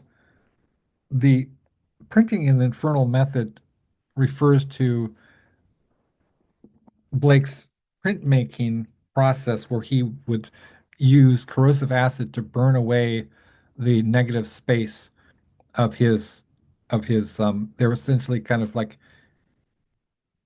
inverted bas relief, where he would burn away the negative space that he wanted for his prints, and then he would paint that in whatever it was, iron or steel, on his plates, and then he would press the prints against the plates, and he would make the plates that way, right?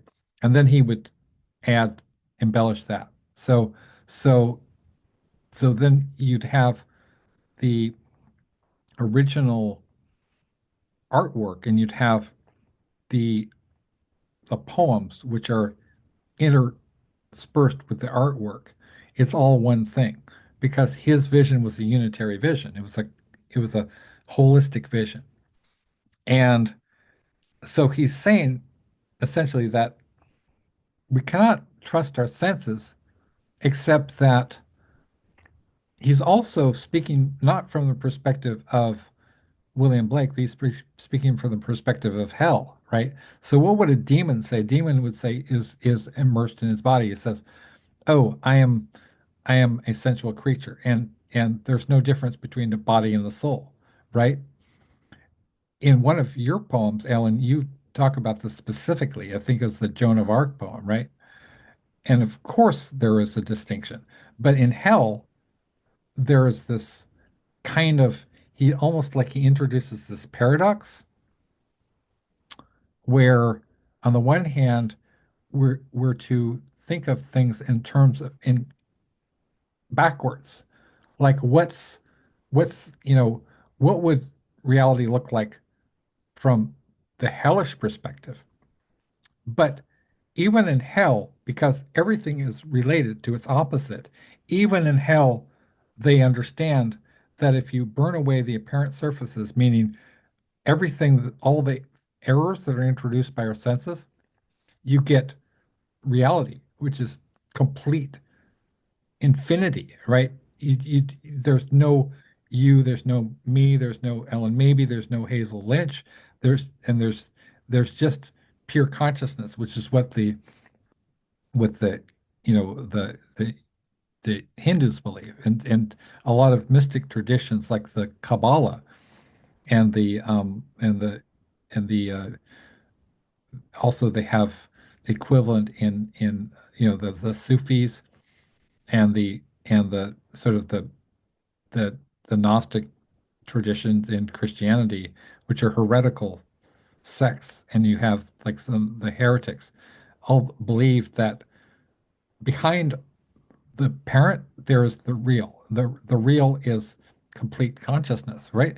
Which is kind of a mind fuck. I mean, that but also it's, to me, it kind of is reassuring because knowing that there's a collective paw behind everything. That's just my interpretation. So I don't know what you think about like Blake or this poem.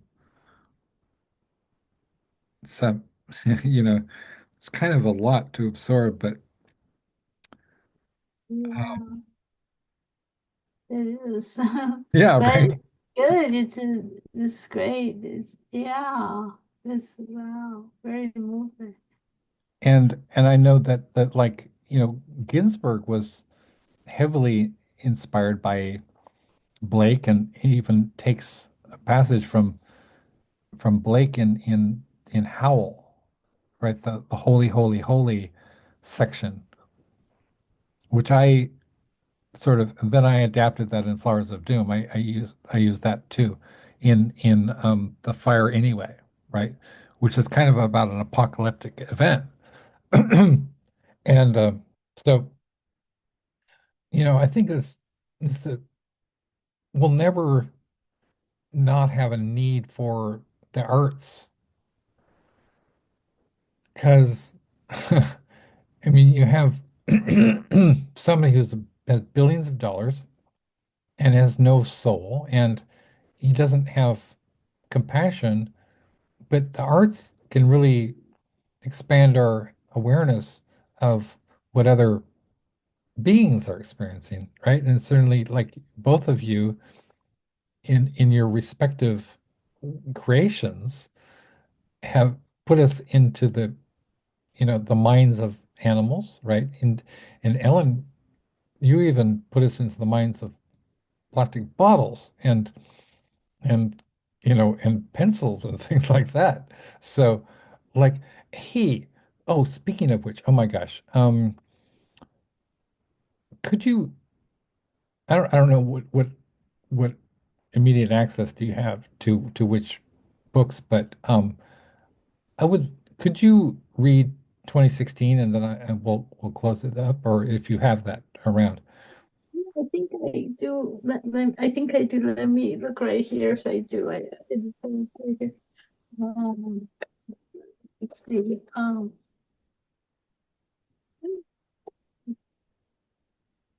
I think so. But oh, hang on. So, um, let's check the other side too. Hmm, let's see. Let's see. Hmm.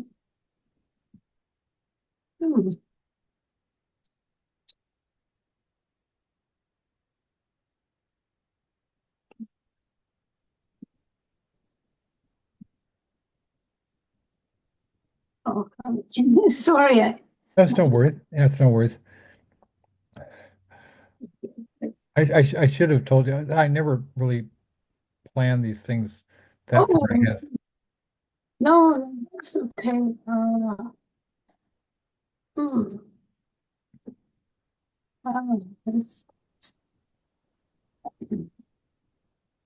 I, this, yeah, it's so sad.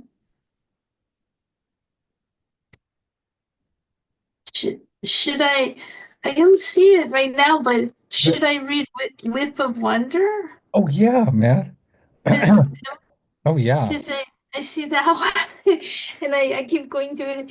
I threw that because I see it right here, and thank you. And this is really nice evening. Nice, yeah, this is cool.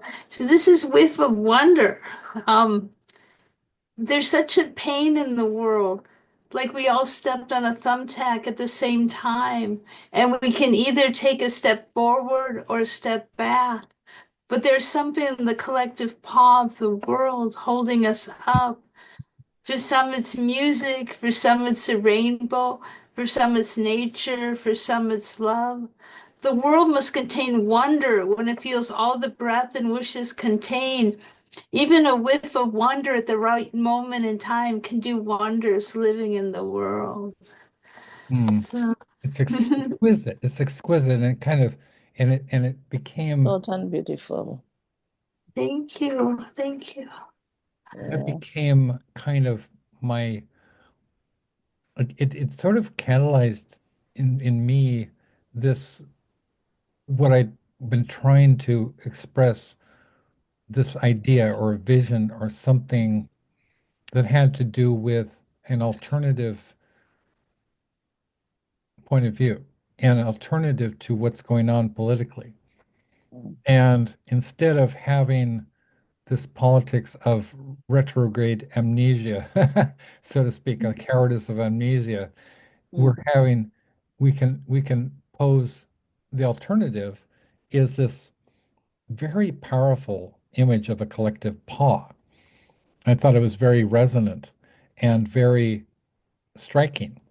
And so then I had our graphics guy and formatting guy, Adrian Baldwin in the UK, create the logo, a collective paw. And then recently we had, I think last time out, we had, well, actually, I was on Facebook talking to Nicole H6, and she was asking me, she was really, really delightful woman and really gung ho about, being a contributor to my books. And she said, so she was asking me, so what should I do for a collective paw? And I said, well, it's not really an anthology. And then I said, well, well, and it could be an anthology. And I said, well, so if it were a book, what would it be about? And she said immediately animal rights. And I said, well, that makes a lot of sense because animals, including humans, we just need affection a lot, and joy and innocence, right? I mean, a little innocent pleasure about and fun and Senior Fluffy and animals are so lovely because they're pure they're pure love. They can't do harm, and it makes us really joyous to see an animal, and you know my God. So then then I thought immediately, oh well, I want to do this book.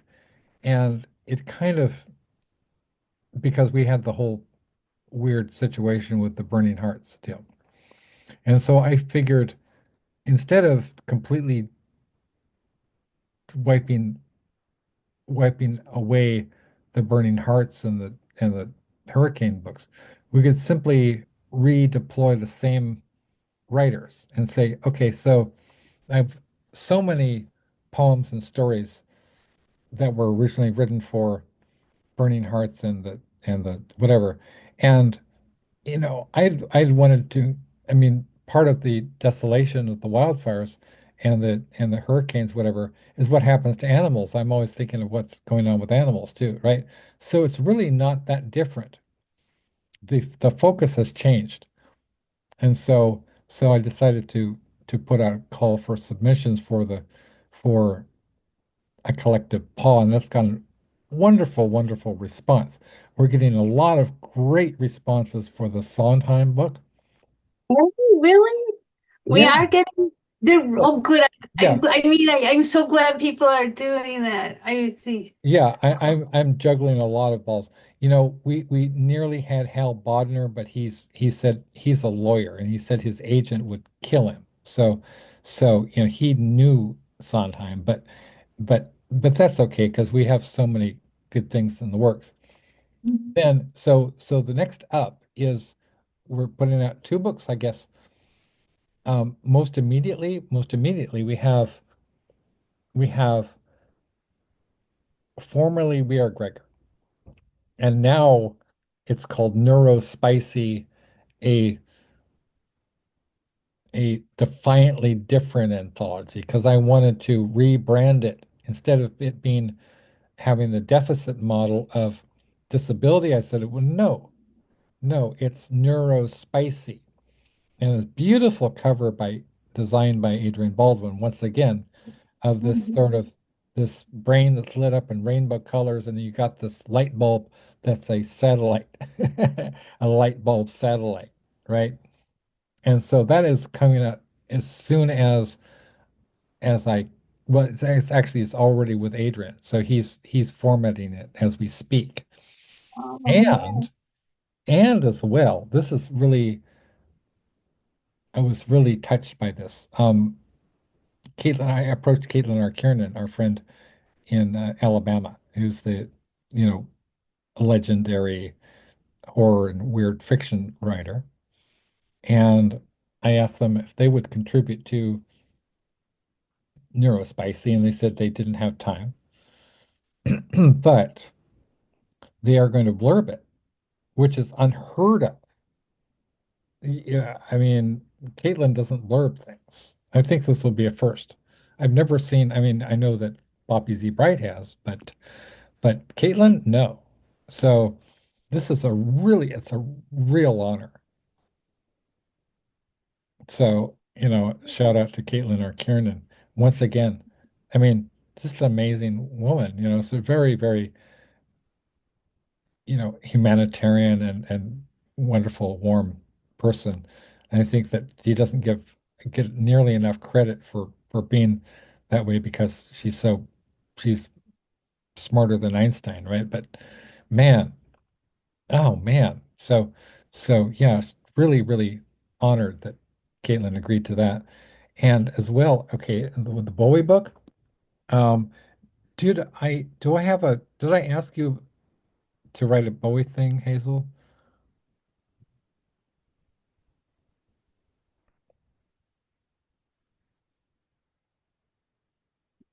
I'm Hazel?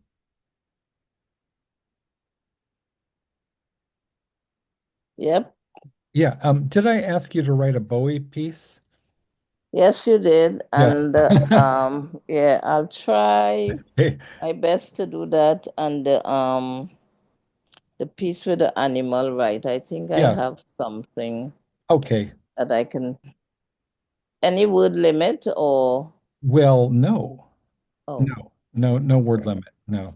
okay. What you did for the Bauhaus was really spectacularly good. Oh, well, I don't know if the boy will be as good, but I'll try my best to That's all do I can ask. something. And so I just wanted before we conclude and do the squeezins, I just wanted to do a kind of a rundown of the contributors to, because we never have enough time to do justice to all of the projects, but I just wanted to do a little rundown of who's in the book, in the Bowie book, okay? Okay. So not exhaustively because we don't have that much time. We have Ellen, we have Are You Serious? Right? We have David J. Haskins, the founding member of Bauhaus and Love and Rockets and the songwriter of Bela Lugosi's Dead, which was performed on the soundtrack to The Hunger, starring David Bowie, Catherine Deneuve, and Susan Sarandon. So that's huge, right? We have let's see, we have David Alec Knight, we have Marie Lecrevin. That is from actually Marie did her own tribute to Bowie, which came out a few years ago. And we have an original piece by Bram Stoker Award-winning author John Palisano. We have an original poem by Lycia, um, singer-songwriter. Also, she's collaborated with the band Typo Negative, Tara Vanflower. She's also an author and a poet. We have Pickles, Elias, right? We have Anna Taborska, who's a filmmaker with the BBC, who's uh, also been nominated for the Bram Stoker Award 5 times.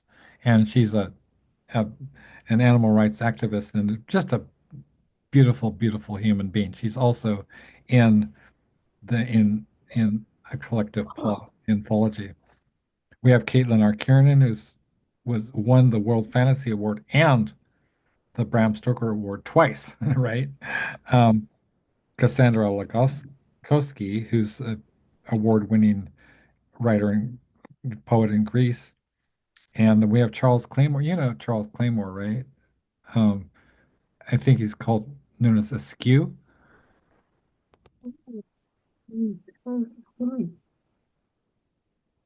He goes by SQ. Yeah, Askew. Yeah, Oh, oh, okay. I didn't know that. I know him from online. Yeah. yeah. We have Nicole H6, and we have you, and we have Ma Yongbo, our brilliant friend in China, who's a internationally acclaimed poet and translator of books like Moby Dick into Chinese, which was a runaway bestseller and sold Wow. 500,000 copies Mm, in Chinese. And wow. then we have Rose J. Monin. Oh yeah, I remember what I was going to say about Rose J. Monin. So Rose J. Monin, which is the pen name of Rose J. Marie, is a Smith College graduate in comparative literature. And she's made these little films. Remember I was talking about how like I always thought of my when I do my promotions, I always think of them as kind of like films, and because I Mm-hmm. don't have the resources to make little films, that's really what they are. So when I say, from Small Bear and Pickles, right? I'm always thinking of movie trailers, right? And just like you have and even the sequencing of my promos are sort of like is out of sequence, right? Is sort of like you have the names, like it gives me chills when I see a promo for a movie, right? It's like from Francis Ford Coppola, director of Apocalypse Now, right? And it gives me chills thinking about, oh yeah, I love Apocalypse Now, right? With featuring Martin Sheen, like, oh, I love Martin Sheen, right? Catherine Deneuve, oh my God, she's crazy cool, right? And um and and then music by Claudio Simonetti, oh my God, directed by David Cronenberg, oh, I love that. And it makes me so excited. I'm just like a little kid, and so when I do my promos, it's sort of like, wow, we have legends. I mean, people who are just like beyond famous, who have given their often original work, often like Bram Stoker award-winning authors, people who are legitimately like way, way, way famous. Never, I mean, we have Ramsey Campbell gave us a story for one of the books, the original clown horror book, which, he's the guy who inspired Stephen King, right? And so I mean, I don't know what I did to deserve all this legendary authors and musicians contributing, but nonetheless, So anyway, Rose studied film at Smith College, and so she makes these little miniature. They're almost like miniature features. They're like 3, 4 minutes long. I don't know if you've seen them, but she did one for the Bauhaus book, and she did one for the Hand of Doom, the Black Sabbath book, and it's sort of like from the new anthology from Alex S. Johnson, which is my fantasy, right? Sort of like, and then Hand of Doom, and then she has the Hand of Doom music from Black Sabbath playing, right? And then she focuses on her story, okay? So featuring, say John Shirley and all our famous contributors. And then she says, and then the spotlight on her story, and then she tells her story in filmic terms with the accompaniment of either Bauhaus or Black Sabbath, right? And and then these are really neat little movies, right? So she's amazing. So I can't wait to see what she does for the Bowie book. Um, as well as we have the whole connection with the hunger, which is so like there's all these kind of multiple resonances, right? Where you have an iconic song, Bela Lugosi's Dead, sung in an iconic movie, The Hunger, starring David Bowie, right? And and all these legends, right? And then we have Helen Pletz.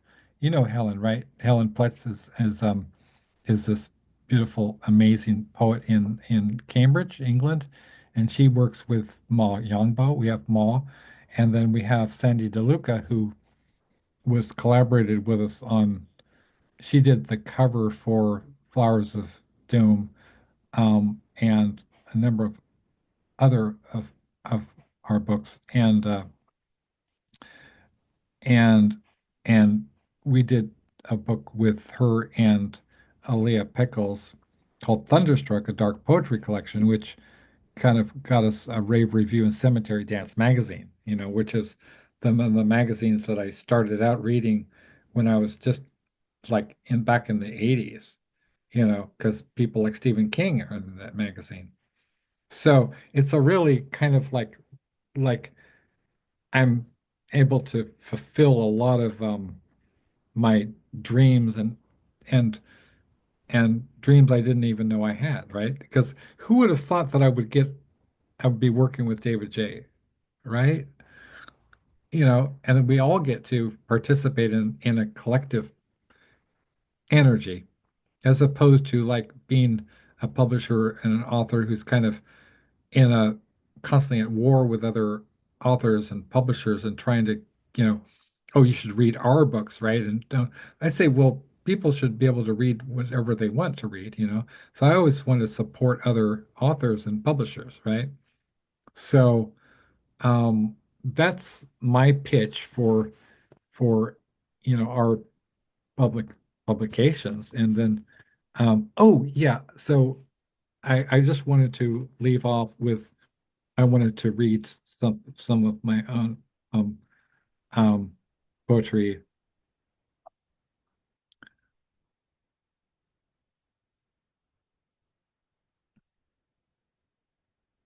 I'll Okay. have to say good night just now because it's nearly midnight Oh, okay. and I'm way sleepy. Yeah, okay. So Yeah. the squeezins, Squeeze. collective paw, right? And a squeezy Yeah. hug to you and it feels so good. Okay, you get some great sleep, my friend. Thank you. Okay. Ellen, maybe it was so nice meeting you. Have Thank a you. great week ahead and a great weekend. Thank you too. Good Thank night, you. El. What time is it there? Um, Um, oh, 8:15. 8:15. Oh, 8:15? Yeah. yeah. Ooh. Oh, are you in Chicago too, Ellen? Oh, I'm in California. Oh, Yeah. California, I mean. What did I say? Chicago, Chicago. California. Yeah, yeah, yeah. Yeah, yeah, yeah, Yeah, you yeah. are sleepy. Right. Yeah. Yes, I tell you. Ah, So yeah. have a good night, Alex. Tell your parents I send my love and I I said sure hello. will. I sure will. Yes, yeah. Yeah. And we'll hear from you soon. Okay, we'll hear from you soon. I'll be All on right. Facebook. Okay. Have a You great night. take care. Sorry I have to leave. No, no worries. No All worries. right. I'll be wrapping things up real soon. All right. Good night. Good night. Night. Bye. Squeezins. Squeezes. Squeezy. Squeezy. Okay. Okay, so I'm gonna read one of my favorites from the chapbook Songs for Dark Cabaret. And I designed the cover too, so I put that together. It's sort Oh, of like this mannequin legs sticking out of a cupola, and they've got this chandelier that's made of bones. You see that? yeah. Wow, wow. So, okay, this is called The Spires of Downtown. Move.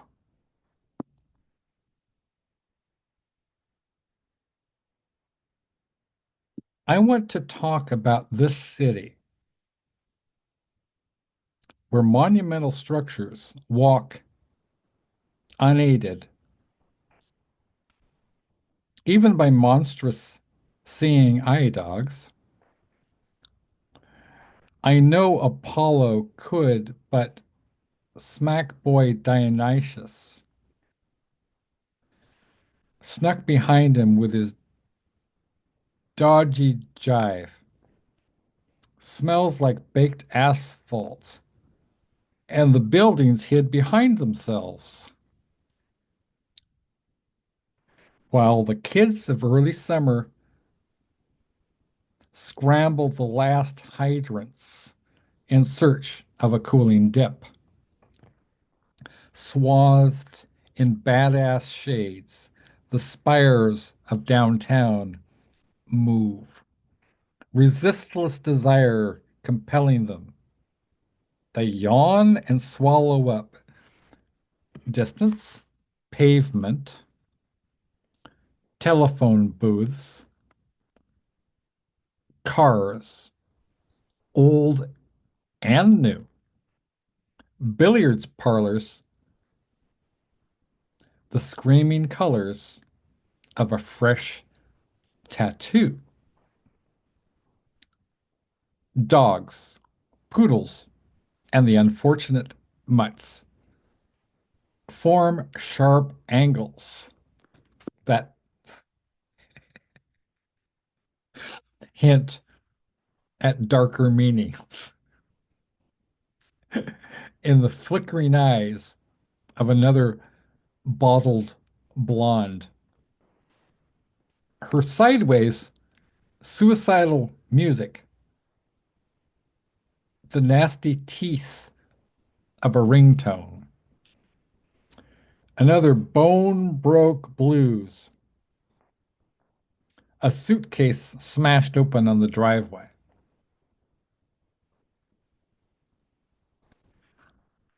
Just pack your guitar and go. And when you do, watch the buildings. They're jazz, so slick and shiny, like Africa, reduced to chatter. Chrome smears, humbling in a minor degree. Beauty is pain. Pain is intelligence. Intelligence is freedom. 1, 2, 1, 2, 1, 2, hop, hop, hop. And I don't know why. That's one of my favorites, and I can see why Amelie thinks that I'm your male opposite because this is I wasn't even thinking about you, but I was obviously there was kind of I think we kind of make parallel moves. I mean, right? We're sort of I think we're operating out of some of the same basic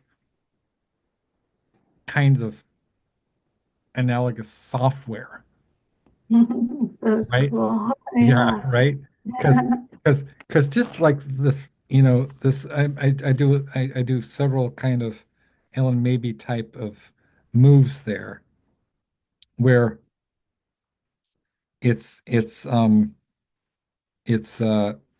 of personifying not just animals but also buildings and then and then and then using some synesthesia where I talk about the screaming colors of a fresh tattoo, right?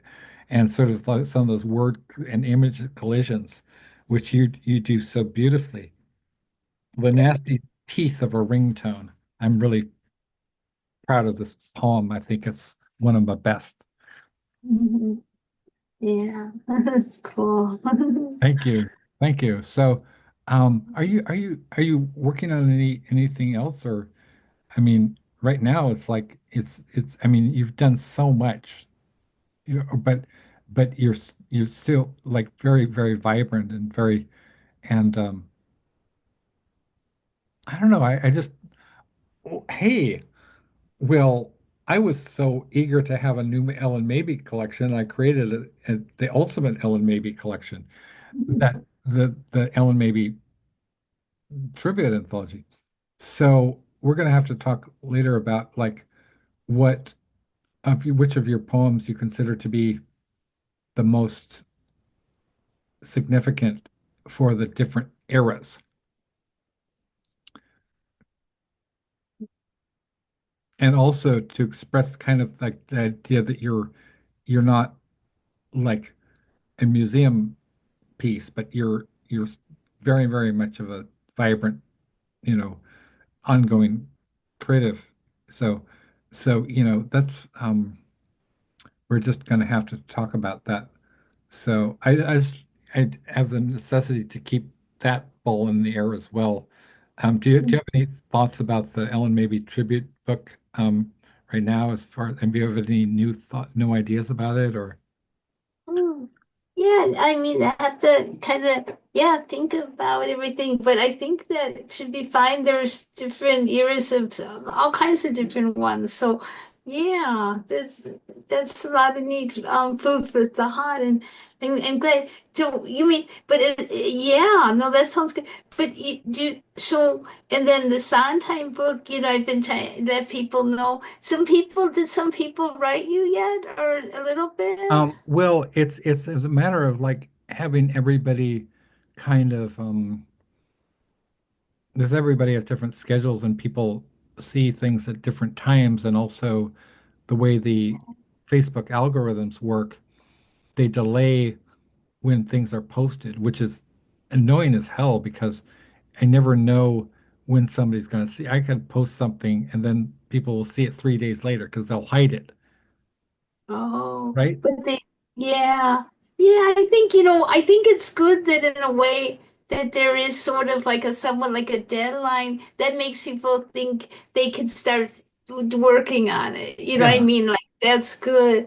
So yeah, no, I'm hoping that in different people sound like they might do something, and sometimes I write to people and see, but it's you never know till you know what I mean. It's different kind of thing. You know what I mean? Different. It's unusual. So I'm hoping people will send in for it. Yeah, I'd But like that. yeah, I mean, and this is yeah, it's because once I kind of revved up Nocturnicorn again, I never had any kind of I never had any idea that we would have so much success. And also, I never put any limits on what kind of books we would put out because all I wanted to do ever was just for whatever it was, it would have to be almost like the definitive book on the subject because I have a lot of kind of personal pride and perfectionism, so whatever it is, it's got to be I can't get I have to have the best at whatever it is, and and as close as possible if I'm doing a tribute book to a artist, if they're a living artist. This is unusual in that, well, I mean, the Bauhaus people are still around and Black Sabbath people, except for some of them have died. But at any rate, when you're doing tributes to somebody who is so renowned and so inspirational to so many people, like Sondheim, you really, it has the effect of,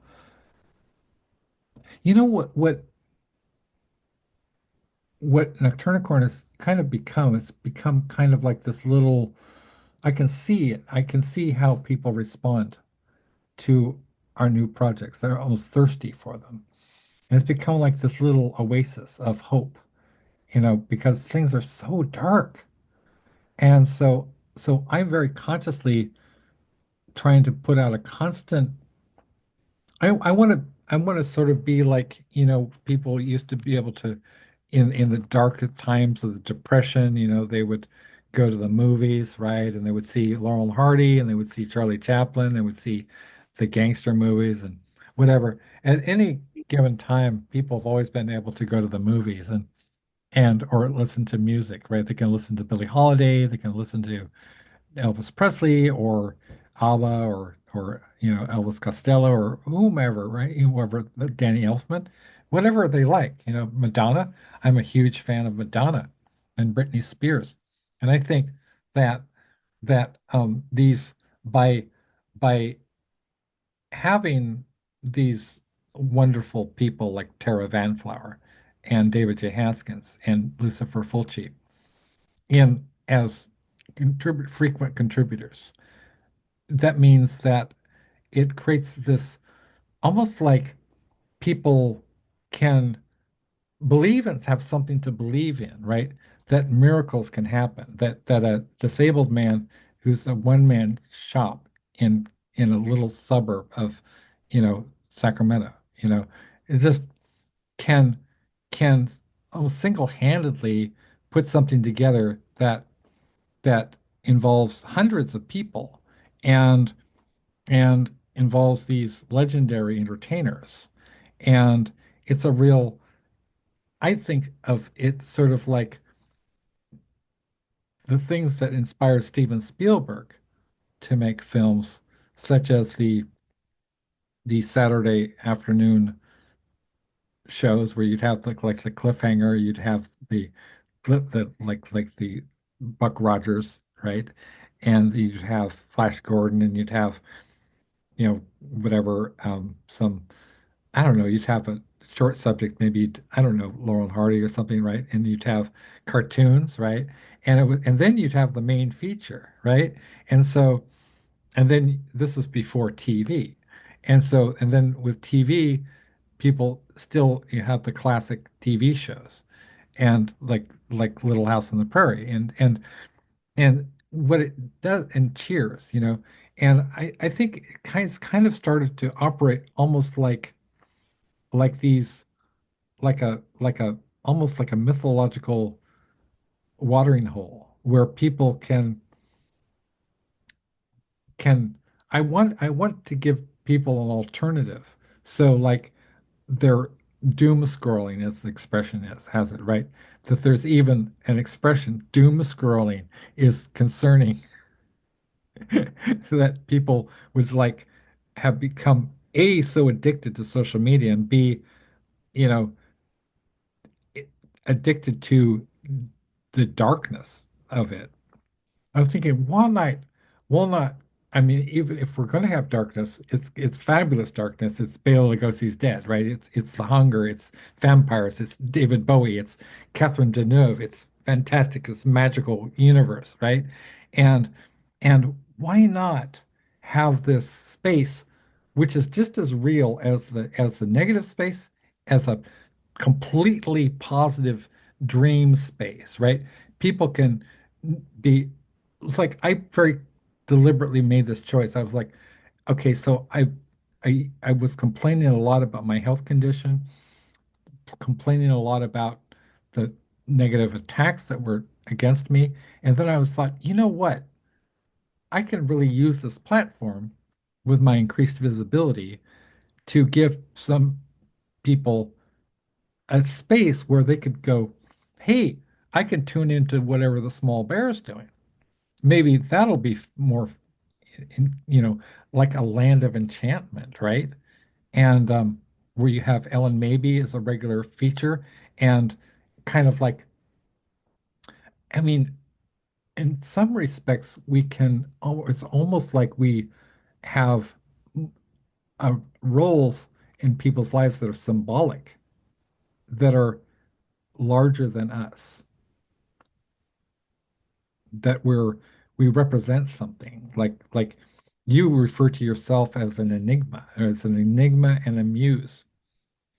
And S.A. Griffin called you the giggling goddess. Well, that's really significant because people really love you, and they get a lot of pleasure out of watching you perform and read and your mesmerizing, completely fabulous poetry, which is thoughtful and funny and and and absurd and surreal and magical all at the same time. And I think everybody, I've never encountered a single person who isn't absolutely bowled over by you. And so like I think that this is meaningful in having regular guests like Hazel, like Ken Kaufman, like Aaliyah, and our other guests. Um, it creates a space where people can say, "Hey, just for once, I don't have to think about Donald Trump now. I could think about, you know, what's Small Bear doing, right? Small Bear is talking about, hey, we're over here talking about, sword and sorcery, right? We're talking about magical lands and enchantment and magic and barbarian kingdoms and fierce warriors and gods and goddesses and demons and angels and who knows, right? It's going to be fun, right? And it's like, why not have a space that's completely not only is humane, it's gentle, it's kind, it's loving, it's supportive, and you know, I want people to know that if they're having problems, that I will talk to them. I'm not trying to portray myself as some sort of hero, but I'm trying to say that, the collective paw is my way of kind of giving back to the community that exalted me and gave me so much and gave me so much support and saying, okay, so you've supported me, and Ellen personally, you've supported me, and so many other people that I've so so much respect for have supported me and said, yeah, you are the guy that you wanted to be. You achieved that, you know, not only are you, you're I mean, it sounds pretentious to say that I'm an important writer, but I am, it seems to be that way. This seems to be the consensus, right? And so I want to use that platform to say, hey, you know, this is not the end, right? I mean, even this kind of our life is not the end because we have symbolic resonance in history, and people will be able to look back at these shows and say, wow, they were talking to us. They were saying, we did the last time we did, hey, hello, future people, right? We, we're kind of like, it's just like almost like a time capsule Mhm. of not just the resistance, because like having a resistance is implies that there's this ugliness which we are kind of addressing. Well, I don't even want to address the ugliness negatively. It's not going to take away from the seriousness of the ugliness. It's not The ugliness is not going to be any more or less ugly if we choose completely to ignore it and say whatever Trump wants to do, whatever countries he wants to take over, if he wants to annex Greenland, which has belonged to Denmark for 800 years, right? If he thinks that he's going to overturn, the Constitution of the United States, fine, but I'm not giving him oxygen. Instead, I'm putting all of my resources into like creating things that people want to buy, they want to read, they want to listen to, and having a multi-dimensional arena where people can listen to the songs, they can read the books, and they can watch the videos and the Small Bear Show, and they can say, "Hey, I just I learned something. I learned something. I had an insight that Ellen Mabey gave me, that Ken Goffman gave me, Hazel Lynch gave me. I saw Hazel Lynch read a chapter from, Senior Fluffy, and that made me happy. And I can think in the end, maybe the only real that's the only game in town is oh, that distracted me. That gave me a little bit of, I was talking to Antonia Alexandra Kilimenko, right? Do you know her? I mean, we're mutual friends. Yeah, on Facebook, I know a little bit. Yeah, yeah. That's Yeah, and she lives in she's a American who lives in Paris, and she was very nearly published by the same publisher that put out Dylan Thomas and T.S. Eliot. And she runs this kind of this group in Paris called, I forget what, but she's really, really, really, really renowned poet, and she's works with Ellen Cardona, the poet and actress who was in Chocolat, right, with Johnny Depp. And so like and she's told me this very, very horrific tales of her life. And, at the same time, she's very excited about working with me and working with Nocturnicorn. And I think these people have, have a lot of, you have given me support because I'm providing something that I just think, well, all I do is just publish, right? I don't, very, very rarely will I have no need to change a single word because I'm working with top professionals. All I just do is publish. And my neighbor, Sam Cowan, is also a weird fiction publisher. He does that too. He'll just publish it. And so I have people thanking me for the opportunity, right? And even I had Tony Zanetta, Tony Zanetta, who worked with Bowie, who was in Andy Warhol's play. And I put up our interview that I did with him, and he thanked me, right? He thanked me. Like, so something's going on. It's like, well, I mean, all I did was record a conversation and put it up on YouTube. But but it's really wonderful. Like I uncovered this interview that I did with Penis Flytrap back in the about like 2002, which was published originally on the Sea of Tranquility magazine webzine. And I didn't even realize that it was up, that it had actually been published. I don't think I even knew at the time because I sent it in for publication back in 2002. And I was looking up my interview that I knew I'd done with Dinah Cancer from 45 Grave, who was in Penis Flytrap. And lo and behold, this this old this like wow. I mean, I I can't do math, but it's like more than, you know, I mean, like 20 years old. This 20 years old interview with penis flytrap people, and I'm actually published Lucifer Fulci's story in Hand of Doom. So we go back that long, and we're still in touch. And so and then and so having having that platform and knowing that we're affecting people's lives, it's so meaningful. It's much, 'cause I don't think we're ever going to make any money, but it's so meaningful to me. It's like, hey, all I can do is provide. I can't really pay you a whole lot, but I can say, here's a contributor's copy.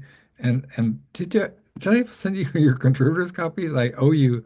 Okay, so Well, okay, so I, yeah, so if you could like I think we have your address. So I'll send. I'm not going to say. So I was waiting for the updated versions of the Black Sabbath before I sent everything at once. So I'll send you everything at once, and then so I guess that's it. So we'll kind of conclude that on that note.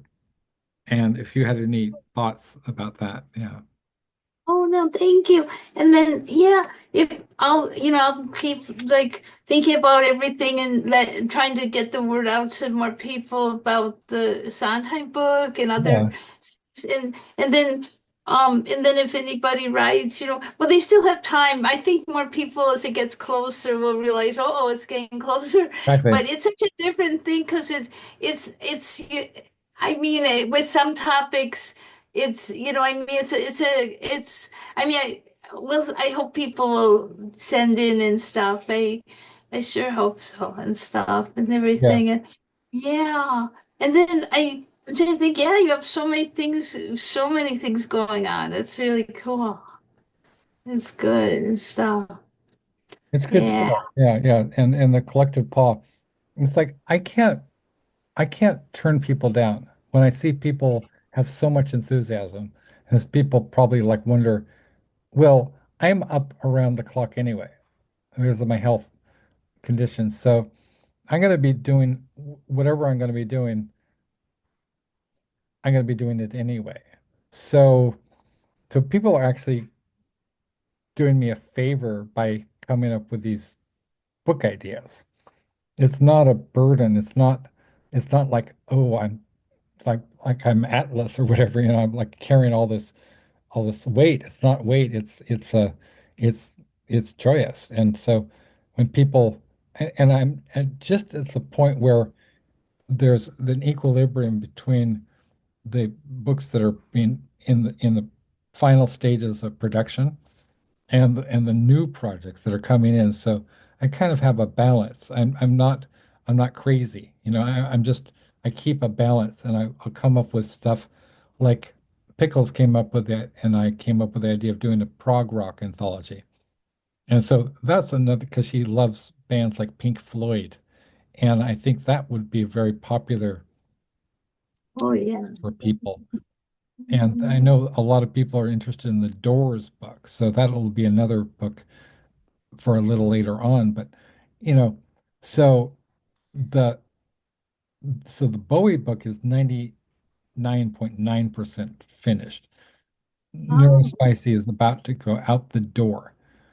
Um, Floppy Shoes Apocalypse is all I have to do is put together. We got Krista Velsario. She wrote me a whole saga. It's like this, it's incredible. It's like this multi-part saga. It's a short story and poetry. It's almost like an opera. She is like a clown horror opera. I mean, she's she is. I mean, wow. I asked her because she's a professional clown, right?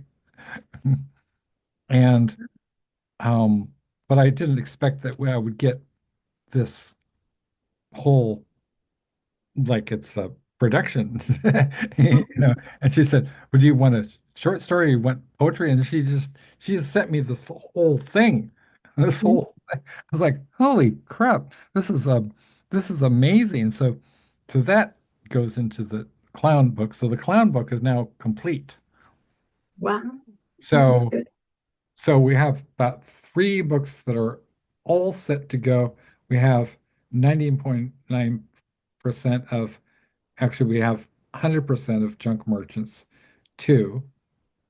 And so so it might seem like a lot, but it's really just as much as I only and I try to alternate promoting these different projects. Well, you know, what I really wish that I had more people who would make movies like Rose makes movies and that I could collaborate with people to make promos instead of because I have to do it like every time I do one of my promos, I get real charged up. I'll listen to some music and then I sort of like my book trailers is sort of like I'm thinking I'm in the theater because one of my biggest fantasies ever, ever, ever is being in the theater and the lights go down, right? And it's like, oh my gosh, everybody's got their popcorn and they're so excited and a little nervous and a little panicked because it might be a horror film, right? And then the previews come on, right? And then you're seeing from the original script by James Cameron, right? The director of Terminator, right? And you're like, oh my God, I love Terminator. And then you're having some more popcorn. You can really excited about the major feature, the main feature, but you're also anticipating being in the theater next month or you know, you know, on January 17th, you know, um, you know, uh, like George Lucas returns to the screen and with Star Wars 25,000, a really new hope, and starring everybody, right? And you're like, oh my God, I love everybody. I really loved everybody in, that movie and that movie, and they were especially good in this. One of our contributors Tim Dry is this, he's in this book, The 13 Signs. And we have so many books that I mean, it's hard to keep track of them. This came out in 2017. And uh, Tim Dry, he's one thing, he was one half of Tick and Talk, which is this famous kind of British um, kind of two-man band. And also, he studied mime with Lindsay Kemp, who taught David Bowie and Kate Bush. Oh, And he's an actor, and he played two parts in Return of the Jedi. All right. wow. So, Mhm. so I mean, so so it's almost like in a weird way, even though I'm just one guy, but I'm not because we have Dean M. Drinkle in Con, who did this book. He produced it, but it's Nocturne Corn Books, right?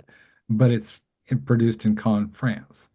And and and it's kind of like a multinational conglomerate, but it's very small. You know, I mean, it's very like it's just like two or three people doing the impossible to keep you entertained. Like so, Mhm. so it's just I don't know how it happened. It's like one of those magical like lightning in a bottle type of things. You know, who knows? But it's sort of it's like persevering and doing this constantly and being, you know, being in love with so many different genres and types of art form over decades really produced this kind of this combination of all these people and you know some of the film directors, some of them are musicians, some of them are both, some of them do all three. Like Shirley, you know, writes movies, he writes songs, he writes you know books, he writes you know whatever. And I love the fact that I think for people who are fans of say dark wave or gothic music, they'll know Lycia, but they won't necessarily maybe know that she also writes novels, right? And then she also has a presence in these literary tribute books. So that's another dimension of Tara Van Flower. And similarly with people who are fans of Ellen, maybe they might say, "Oh, I love her videos, I love her music videos, I love her performances at Beyond Baroque or whatever, and her poems." But and I love her, you know, when she does the readings at like you know, Poetry Cafe or when you like or on you know Kingfisher's show. But then also she regularly appears on Small Bear Show, and we get another dimension of Ellen, right? And then she contributes to these literary tribute anthologies, and then we get Ellen maybe take on William S. Burroughs on Bauhaus, on Black Sabbath, and even Motorhead, which is completely crazy. Yeah, I just wrote a haiku for the song 1916. Oh, wow. That's so I just amazing. wrote it. I can email to you. Okay. Yeah, man. Because, wow, 1916, they won the Grammy Award for 1916. Really? Yeah, they did. Oh, wow. Yeah. And yeah, because you know, most fans of you know, Motorhead know that Lemmy was a historian and he was a really knowledgeable, he's a war historian. He know more than most professors about, especially World War II, because growing up in England after the war, where the landscape was still devastated by all the rubble and the, you know, the whatever the, you know, the shells and the bombed out buildings from the Blitz, right? So he was, he kind of took that, um, and his dad was a fighter in the RAF, Royal Air Force. So his his songs that he wrote about these things were real and far more like they weren't just and Iron Maiden the same thing. Iron Maiden has a song called Aces High, which is about these, you know, the bombers in World War II. It's the exact same thing. And so like with people who are not who don't know about heavy metal, they don't realize that he was an extremely serious guy. You know, for all the partying and the legends of whatever excess, he was a really, really thoughtful guy, really intelligent guy, and he studied war and from the perspective of the warrior. So, like, and he was also very, very much uh, absolutely opposed to things like Nazis and violence and he really valued people being gentle and kind. You know, he was a very gentle and kind person. Of course, he had his famous dark side, but I knew him as a gentle, kind person. And so, often it's the people who really, really understand. I mean, the paradox almost of really as being somebody who could be a warrior, who could have been, in a commander in battle, but he was such an individualist and such an eccentric and such an outlaw that he lived by his own code and he would never conform to anything, especially military. I can't imagine, you would have to be part of Lemmy's army. You would never see Lemmy work his way up the ranks. He was born a commander, and so I have the highest respect for him and his memory. So I really appreciate that you chose, of all of the songs, that you chose 1916. That's really amazing to me. So I'm curious, what did you? Well, I'll see it, right? But why did you choose that song? Um, I thought it was really touching, very beautiful, and it, yeah, I, yeah, because I'm really not so familiar with some of the people. When I'm writing these anthologies, I am learning about their work. You know what I mean? Yeah. In a lot of cases, and I yeah, is looking in this, found it very, very moving and stuff. So, yeah, yeah, yeah, because it's interesting because there's a lot of the ones that it's a lot, where like I just don't know. I mean, like, and it's interesting to learn of it like that. And it was really, yeah, very touching, I thought. And Well, so, yeah. I love that you're open to writing about things that you're not familiar with, because so many mhm. people are just like, well, I don't like that. I don't like, wintergreen, like toothpaste or whatever. So I hate toothpaste, or it's people are really closed off, and so despite the fact that there's a kind of a distinct, almost like a genre, Ellen maybe poems, you yourself do not comply with the genre of, you're a rebel against even the whole stricture of what is an Ellen Mabie poem. You're constantly innovating your own and giving yourself these challenges. Like, I like the fact that you choose to now work in these sort of miniature form. How did you decide to start doing haiku? Well, it's interesting because I mean, it's it, it's neat. My mom used to write poetry and she started writing poetry again. Really? And yeah, and she's writing haiku. Oh my And gosh.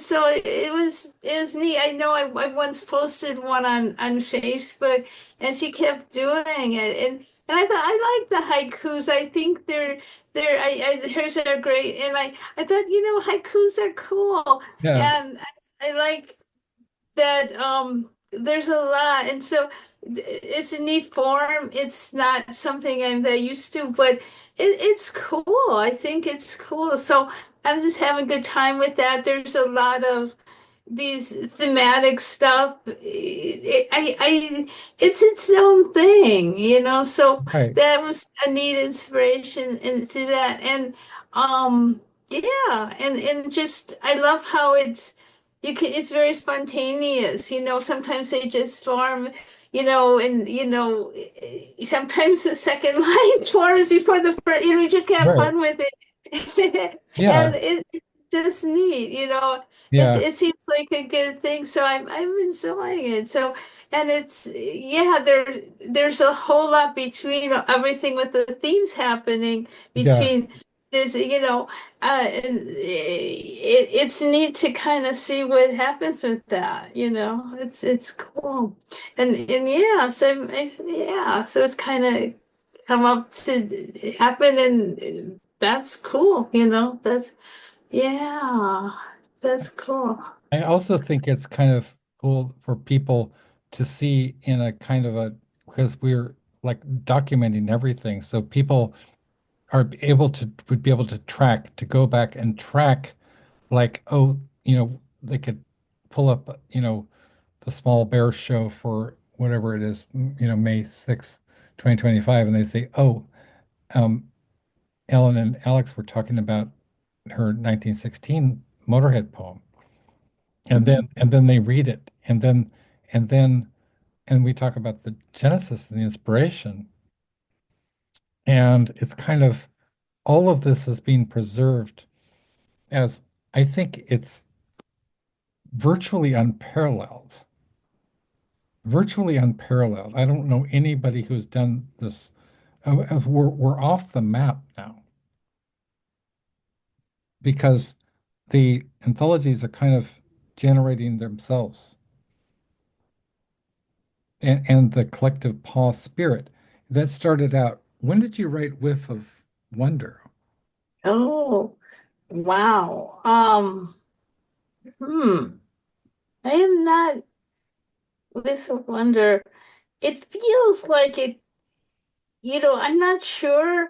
It feels like um you know, something that might be in the realm of like the last couple of years, you know, between things going on with just the way the world's been and the pandemic and the January 6th. I mean, there's a feeling that it's sort of in that realm, you Right. know, but I don't know precisely. I mean, I might be able to see, but if I can see, but it's like, yeah, I'd say the last few years, The probably. last few years have been really traumatic for folks. Yeah. And so these, having these responses, and it's also like, it's interesting looking back historically at like when different poems were written, like The Wasteland was one of the poems that I return to over and over and over. Is Mhm. For me, it's so important because it's timeless, but it was also written right after or during World War I, Mhm.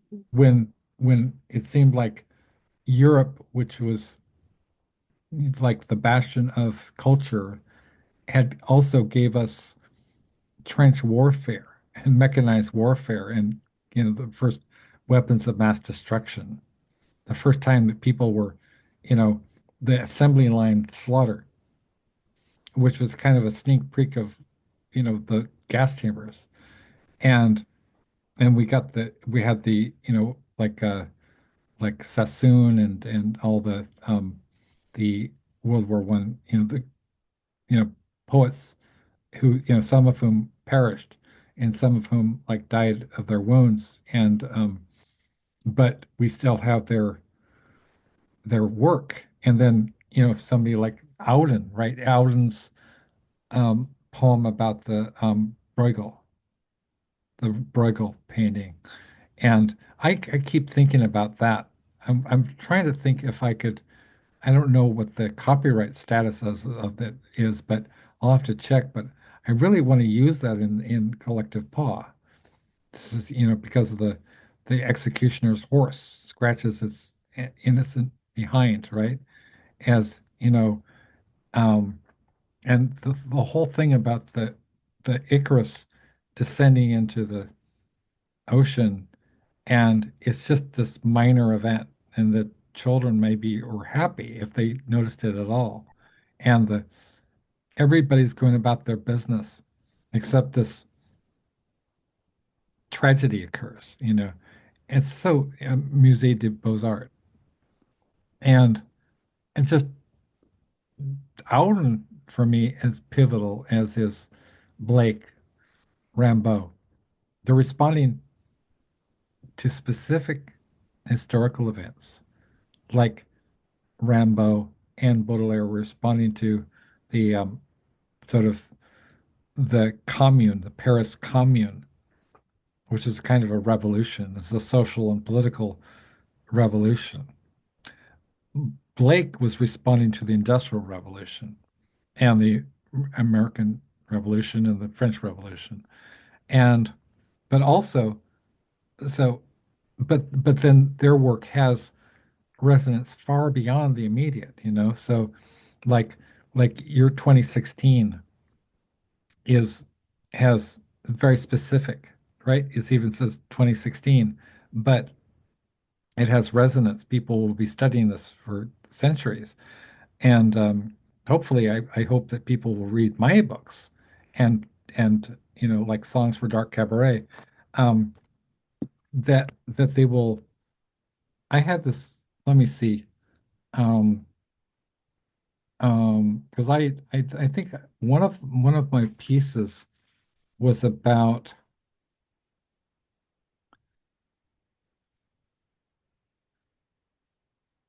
was about um let's see, well, the Sorrow is a fishing expedition. Um um okay, well, let me see. I think as I wrote this one poem is about the mass shooting, a kind of response to mass shootings, and just kind of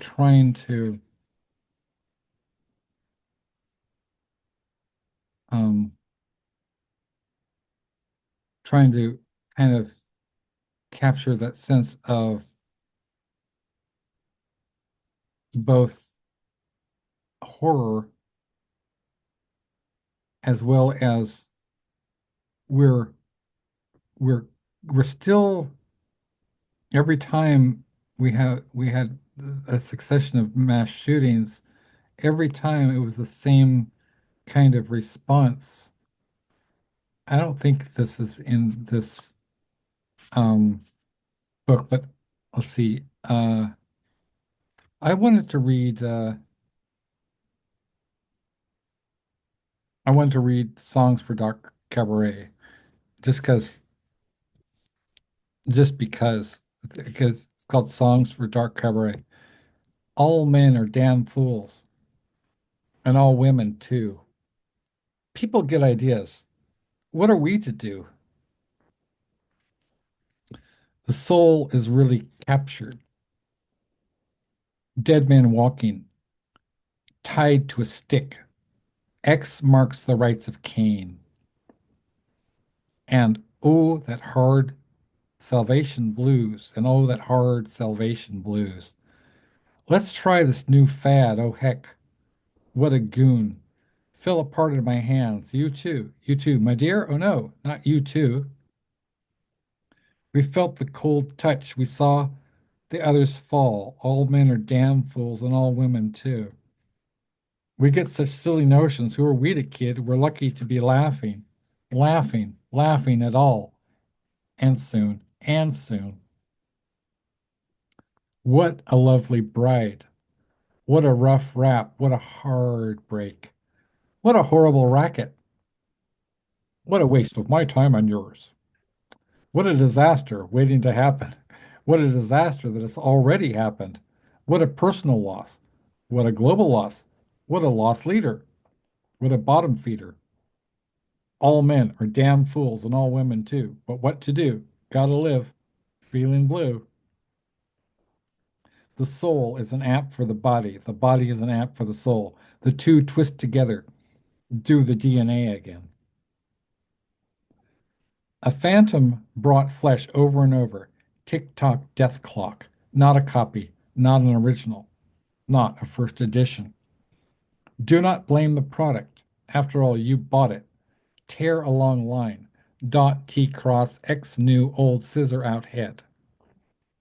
Razor Forest is licensed. Death Waltz howling newsprint. Anti-turnpike takes turns. What were strings attached turned worms?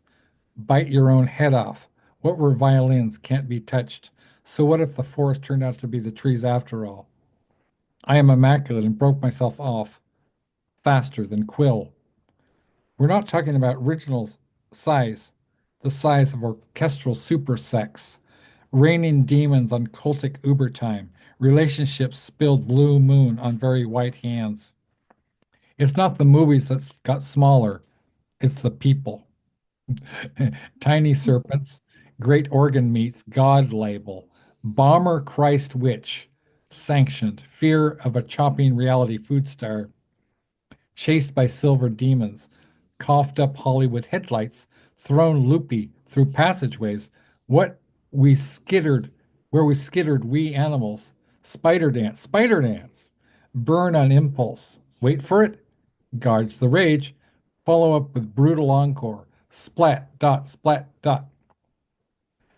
In itchy larval gimmickry. Yes, ma'am, that's an American-sized car, not the death waltz you bargained for. And the soldier's limp, bandaged with ticker tape, a steady Dada procession, jammed together meat machine, beauty of mandroid, human get bestial with altered rocket power, knock yourself out, not literal, finger fuck frenzy on planet X, where every limb's a finger.